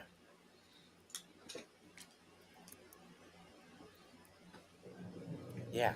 But also, but they were pulled into the Death Star. As soon as they got to Alderaan, the planet was destroyed, and they ended up getting pulled into the Death Star's tractor beam. And then they go to Han, Chewie, and Luke go infiltrate the watchtower inside the hangar that they were pulled into as stormtroopers. They then they go up to the detention level to with Chewie to rescue her, and and while Obi-Wan goes to disable the tractor beam, but but before they can all escape, Obi-Wan was forced into his confrontation with Darth Vader. Yeah, right in this very first lightsaber scene that we get to see in the cinemas of Star Wars history. Yeah. So, did you see the someone made sort of a I did see that, yeah. made extended version of this fight scene. I mean, it looks a little bit shoddy at times, but it looks pretty good. Yeah. It Yeah, really Obi-Wan's does. face definitely looks pretty weird for a few frames, but yeah, overall fucking excellent fan project that. Yeah. It's very good. I mean, obviously, they were limited by that time to do something like that. So probably they were also still trying to figure out how this shit would work. So Yep. And then we come to the Battle of Yavin. the X-wings are still excellent designs. Like the Y-wing, the X-wing, like they are very great designs. Like as someone who is like my mom and dad had the original like trilogy on VHS, like the original VHS. Like it was in this epic looking box cover, like, type of shit. And it looked great. Like, and this is a person that watched the original trilogy before, like, the sequel trilogy. I was born in 1994. I was probably 5 or something. I got Oh. very scared of episode 6, especially the beginning Yeah. of it. But we'll Yeah, I know what you we'll mean. cross that bridge when we get to it. But That Rancor really freaked you out, huh? It was the entirety of Jabba's palace that freaked me out. Jeez. Yeah, I know what you mean. Yeah. But I love like all these designs of the ships. Like they're so good. Like, but and of course, Darth Vader was the only person that made it out of that entire ordeal on Yavin 4. And then we get to Empire Strikes Back, which is one of the most iconic ones of all time. Yeah. And With the what they- ATTs coming in. They moved, like, those are all models. They had to move them, like, centimeter by centimeter. Jesus frick. Yeah. Yeah. Oh yeah. Yep. They had to display them on miniature sets while bringing them to life. You know. Hey, And- Jim. Robot camels. Yeah. That's from Family Guy. Just like, as long as they don't have robot camels. And it's just like, hey, Jim. Robot camels. Oh my god. Oh my god. As long as there's no robot camels, we should be fine. Hey, Jim. Robot camels are coming. Oh, Fucking hell. oh my god. Wow. Yeah. Yeah. Yeah. These AT-ATs were super heavily armored that they have made it so difficult for the rebels to actually fend off the Empire's invasion of Hoth. Yeah. Yeah. Their speeders had these tow cables, but man, was all that firepower way too much to overcome. And of course, I enjoyed the scene where Luke had to use his lightsaber to try and defeat one of them, and then use it to open up one of the hatches to throw a grenade inside, blowing him up. Yeah, that was quite cool. It's one of the best Oh, yeah. action sequences. It's one of the best action sequences in film. Yep. Yeah, in terms of Especially like the music. Oh. Yeah. Kind of like this, as you see right here. Oh god. Yeah. This had to have been from the set that brought these walkers to life. You know, stuff they had to do to bring super big things to life back in the They old had to days. move those things like, centimeter by centimeter, like when they moved. Like, because they didn't have CGI back then. Yeah. Yeah, that's very true. Yeah, they had to I mean, rely on they're super impressive by today's standards. And, uh-huh. still looks good.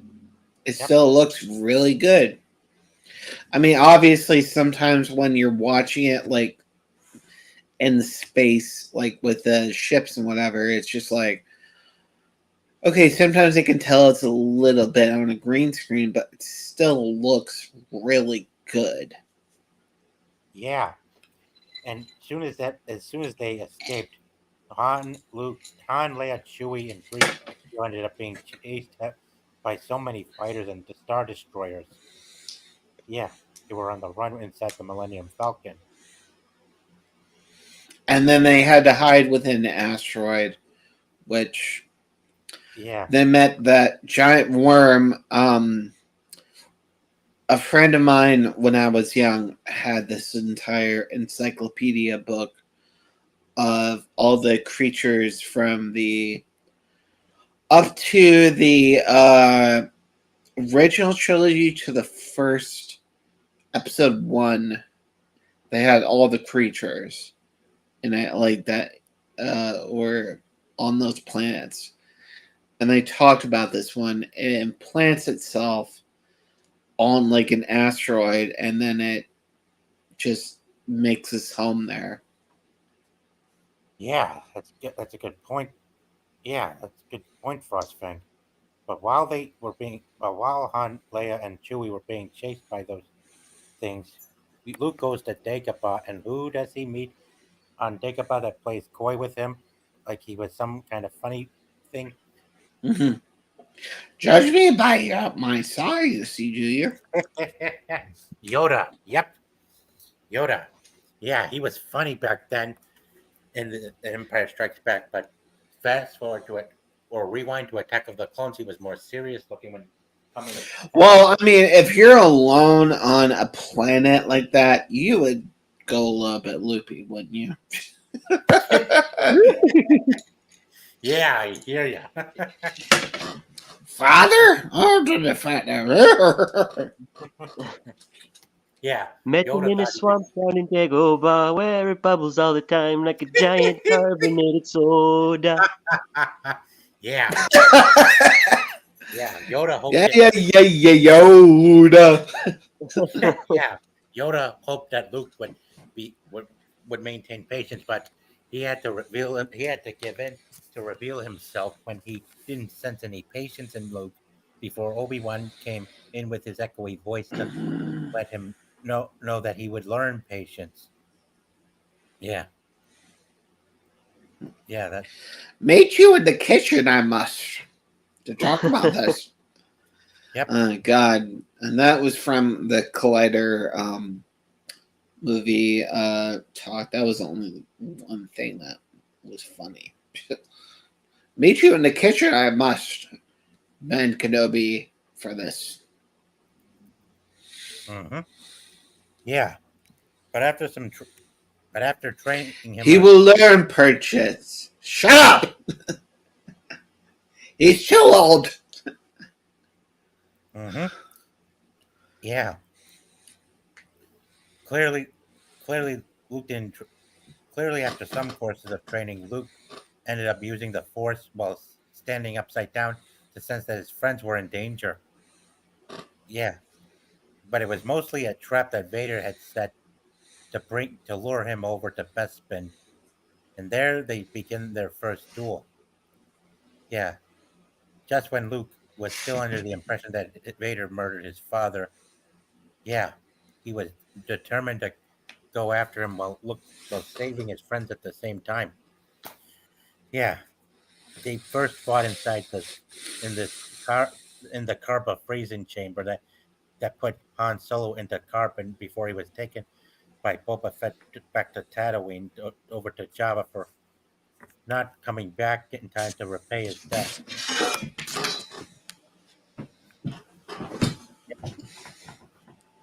Yeah, that's pretty good sequence. Yeah, Probably my favorite lightsaber fight in the series, just because the tension and stakes are so high. Well, I mean, and also I've read the book that took place between episode 5 and episode 6. This whole ordeal between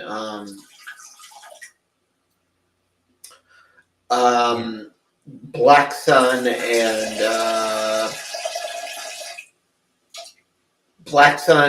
the Emperor, and them trying to find Han Solo. What is going on? Huh? seriously. I just I'm hearing a lot of background noise. Oh, sorry. There's I was pouring myself a drink. Sorry. Oh, never mind. No problem. Hydration is important. Yeah, hydration is. I had to get a drink myself while I was standing with my laptop in my arms. Anyway, after cutting off Luke's arm, Vader tells him that he is his father, Anakin. Luke didn't want to believe it, but Vader told him to trust his feelings, and yeah, he sure screamed in agony, feeling like he feels completely humiliated or disappointed or anguished or something. Eventually, Luke escaped and was rescued by Leia and Lando. Hey, sorry about that. I didn't realize that everyone was picking up on that. I just was like, what's going on? Yeah. It's all right. Just Yep. use that mute button next time. Hmm. Yeah, Anyway. I thought I could get away with anybody else not hearing it, but Well, apparently the filter was just like, really loud. So Well, on the panel there's a mute button that's shown on your panel next to the. yeah, I know. I thought I could just get like a little bit of like, oh, I'm just gonna refill my drink, and then it's still, Yeah. it's All right. probably sounded like me peeing. Probably. That was my first thought, yeah. I'm like, is bro rocking a piss Thank right God. now? Thank God it I was like wasn't. refilling a drink. I just was like, I'll just go eat there, and it's just like really loud, and I just like, oh, geez. Revenge of the drink. Yeah. No, originally it was supposed to be called Revenge of the Jedi. It's true. Yeah, but instead it was called Return of the Jedi. Yeah. Anyway, let's. Yeah. Here we are. Revenge is a little too sinister. Yeah.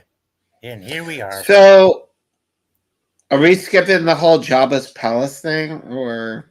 Well, We got to I'm talk about kind of- Jabba's palace at least a little bit, right? Well, I kind of have less than an hour, guys, but No problem. I just said that was the part that always dissuaded me from watching The Return of the Jedi as a little kid. That was like the scariest portion of the film. The first third of the movie, so.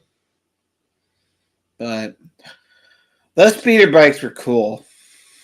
yeah, they sure were, and it was the first time, and pretty much the only time Luke ever. Well, it was the first time Luke ever used a lightsaber to fight against a stormtrooper or an Imperial. Yeah. Quite. as you Remember say. Luke's famous force kick? Oh, you mean that? Oh, that. Where he like kicks next to the dude's head and the dude falls over? Oh, that. Yeah, he takes a speeder bike from another scout trooper. Yeah, I remember that scene. Yeah, and he was they were looking to prevent the scouts from reporting back to base. Yeah, I remember You think that they scene. have radios or something? Huh. Yeah, that's another good point. Yeah, Speeder Chase is dope. I actually live pretty close to, I think, where they've filmed a lot of that stuff with the redwoods. Ah, they filmed in the redwoods. Yeah. Oh, yeah. Yeah. Yeah, I can see. Yeah, I do remember that scene where they were really in deep. Well, yeah, the trees were big. Yeah, and Luke, he used his lightsaber to deflect the shots from the speeder bike before slicing the blasters off of it, causing the scout trooper to twirl right into one of the big trees. Man, that was cool. Wish he could have just sliced him in half, though, like Obi-Wan did to Darth Maul. You know. I remember. Yeah. And then he got spider legs. Yeah. Next, we come to the Ewoks. Yeah. Everyone's favorite. Yeah. Yep. Favorite critters. Yeah, they were assisting the rebels and our heroes against the Empire, because the Empire pretty much invaded their home. Yeah. Yeah, and there's the main Ewok right next to R2 and 3PO. Yeah. Good old Yub Nub. Yep. Well, you know what? Funny enough, they don't have Yub Nub in new editions. No. What? They have like some kind of child chorus type thing in the new editions. Yeah, it's not the same. New editions were a mistake. Hmm. Why'd you have to fuck it up, George? Well, I mean, Yeah.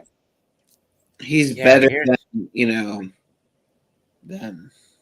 yeah, and here we come to the scene where Luke and Leia discover that they're brother and sister. Right here, before he goes over to the Empire to surrender himself, to where he has to confront both his father and the Emperor. Right up while they were on the walkway to the Ewoks tree villages. Yeah, at night too. Yeah, Very, very sweet scene between these two.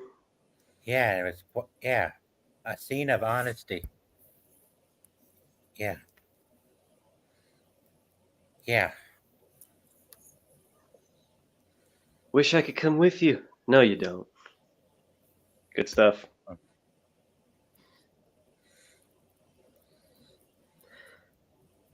We gonna go right to the final confrontation? oh yeah, yeah, that's coming. Yep, yeah, but then I'm gonna need to also show you guys the scenes of the battle above, and perhaps, yeah, yeah. But first, let me just go to the scene with the where Chewie and the Ewoks hijack a. Hang on, so much to, yeah, So much to do, so much to see. yeah, just like that. Taking the back streets. Yep, taking the back streets. Yeah, yeah, soon as the Battle of Endor kicked off between the rebels and the Imperials, the Chewie teams up with two Ewoks to steal an ATST from the and so they could use it against them. Yeah, that was a great scene. Yeah, these Scout Walkers were what they needed to overturn the battle on the ground. Yeah, kind of like the using an enemy's old tricks against them kind of thing. Yeah, it's kind of hard to put my words together, but luckily yeah, Words are hard. they sure are. Yeah, Yeah. yep. And then, Uh-huh. yeah, and while they were fighting on the ground, Lando and the rebels were battling the Imperials in space. Yeah, the final battle of the Galactic Civil War.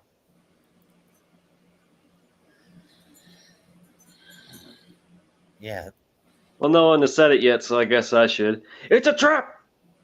yep, it's a trap. It's a trap. Yeah, very true. It's a Yeah, tarp! I'm still really angry about the fact that they spaced Admiral Akbar in the second in episode 8 unceremoniously and oh just be yeah, like, "Oh, don't worry about it," and I'm just like, "Fuck you." yeah, that is true.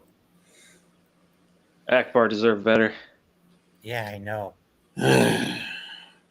Yep, It's okay. We're focusing on the good times. The good times. yep, yeah, This last scene is just so good. yeah. Yeah, it was.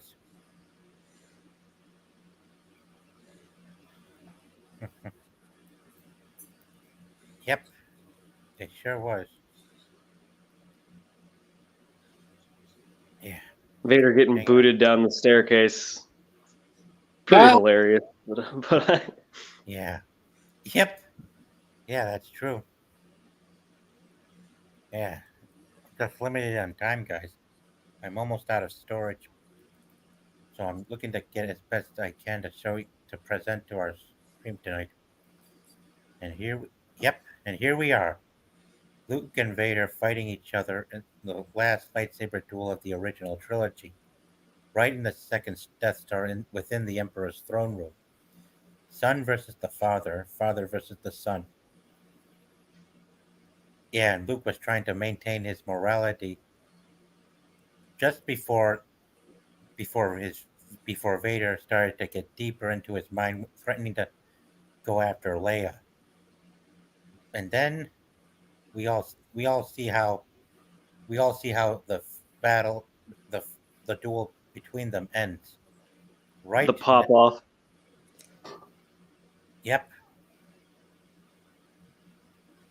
Yeah. Right there. Much. Just goes fucking ham on him. Yeah. Yeah. He started hammering the crap out of him, and before he sliced off that arm. Yeah. That was insane. Quite insane, if you ask me, guys.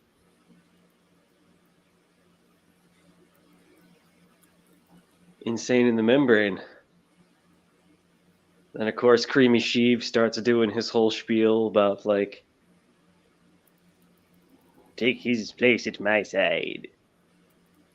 Yeah. And you failed, Your Highness.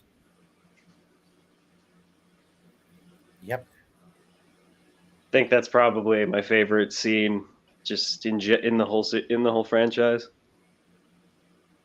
Luke telling Yeah. Creamy Sheev to go fuck himself.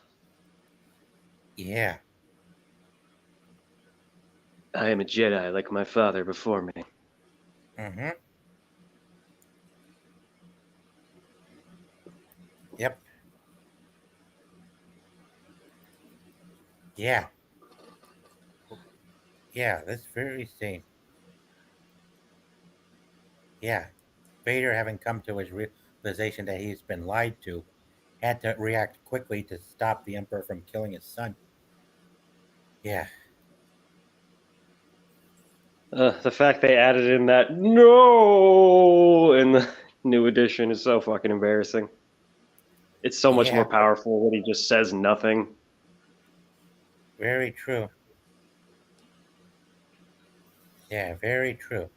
Actions speak louder than words, George. Mm-hmm. Yeah, they sure do. Vader gets zapped, Sheev gets chucked, and we never saw him again. Ever. Yep. Yeah, and Luke got to see what his father looks like from underneath the mask. Yeah. Battle damaged, scarred, and pale looking after spending years in that suit. I mean, look at the man. It's quite a touchy moment between them. Yeah. Yeah, Anakin died a hero at the end when he came to his senses. And we see him right here at the end at the scenes that were reshot. Oh man. Yep. They had Hayden Christensen take David Bowie's place in the scene when they were reshot. Obi-Wan's like, why does Anakin get to be young? This is bullshit. Yeah. Yeah, quite so. Yeah. Wish we saw Yoda show up in a little fucking like sunglasses and hat with a skateboard. Yep. Cool young hip Yoda. Yeah. Yeah, happy ending for the episode 6. A great conclusion. Yeah. Wonder what it would imagine what it would have been like if Lucas never even sold the IP to Disney under BlackRock's leadership. Then we would have had a proper EU continuation, and we would have had Mara Jade Skywalker, and not what the people over at the that the studios today ended up screwing us with. So disappointing. But hey, we got a great first six movies out of it, didn't we, guys? Agreed. Pretty much. Yeah. Yeah, I and mean- Lando used. Yeah, since Lando was the one who owned the Millennium Falcon, he used it wisely to destroy the second Death Star, while an A-wing pilot accidentally crashes his fighter into the Super Star Destroyer. Wow. Man, that's a lot. Anyway, guys, how'd you like tonight's presentation? It It was was good. cool. Yeah. Yeah, I mean, it's always good to go over what we like versus we don't like. I mean, that's very often the thing with, you know, yeah, with everything. So, yeah. Wish I could continue with more of what's been going on, but I still gotta keep my eyes on how much is left in my stream before it gets renewed next month on the 7th, because July Oh. 7th is, yeah, I'm almost out of storage, and July 7th is when I started using StreamYard, Frostfang, and Dexinair, and I won't be expecting a reset on my limit until the September 7th. But thank you guys for coming. It's been really great to have you guys on board. no Not a worries. problem, yo. It's always good talking about stuff we like. Yeah. Thanks again for tuning in, guys. Be sure to hit like and subscribe if you've enjoyed watching this stream. And be sure to tune in for more videos that are to come in the future. May the force be with us all. And Yep. Don't you mean the thread? No, not the thread. We always use the force. Very Always. good. And Always. Lesbian witches. All right. Have a good night, everyone. Luminous Yeah. beings are we. Have a good Yeah. one, y'all. And thanks for having care. me. Yes, See and you may later. the force be with you always. Peace.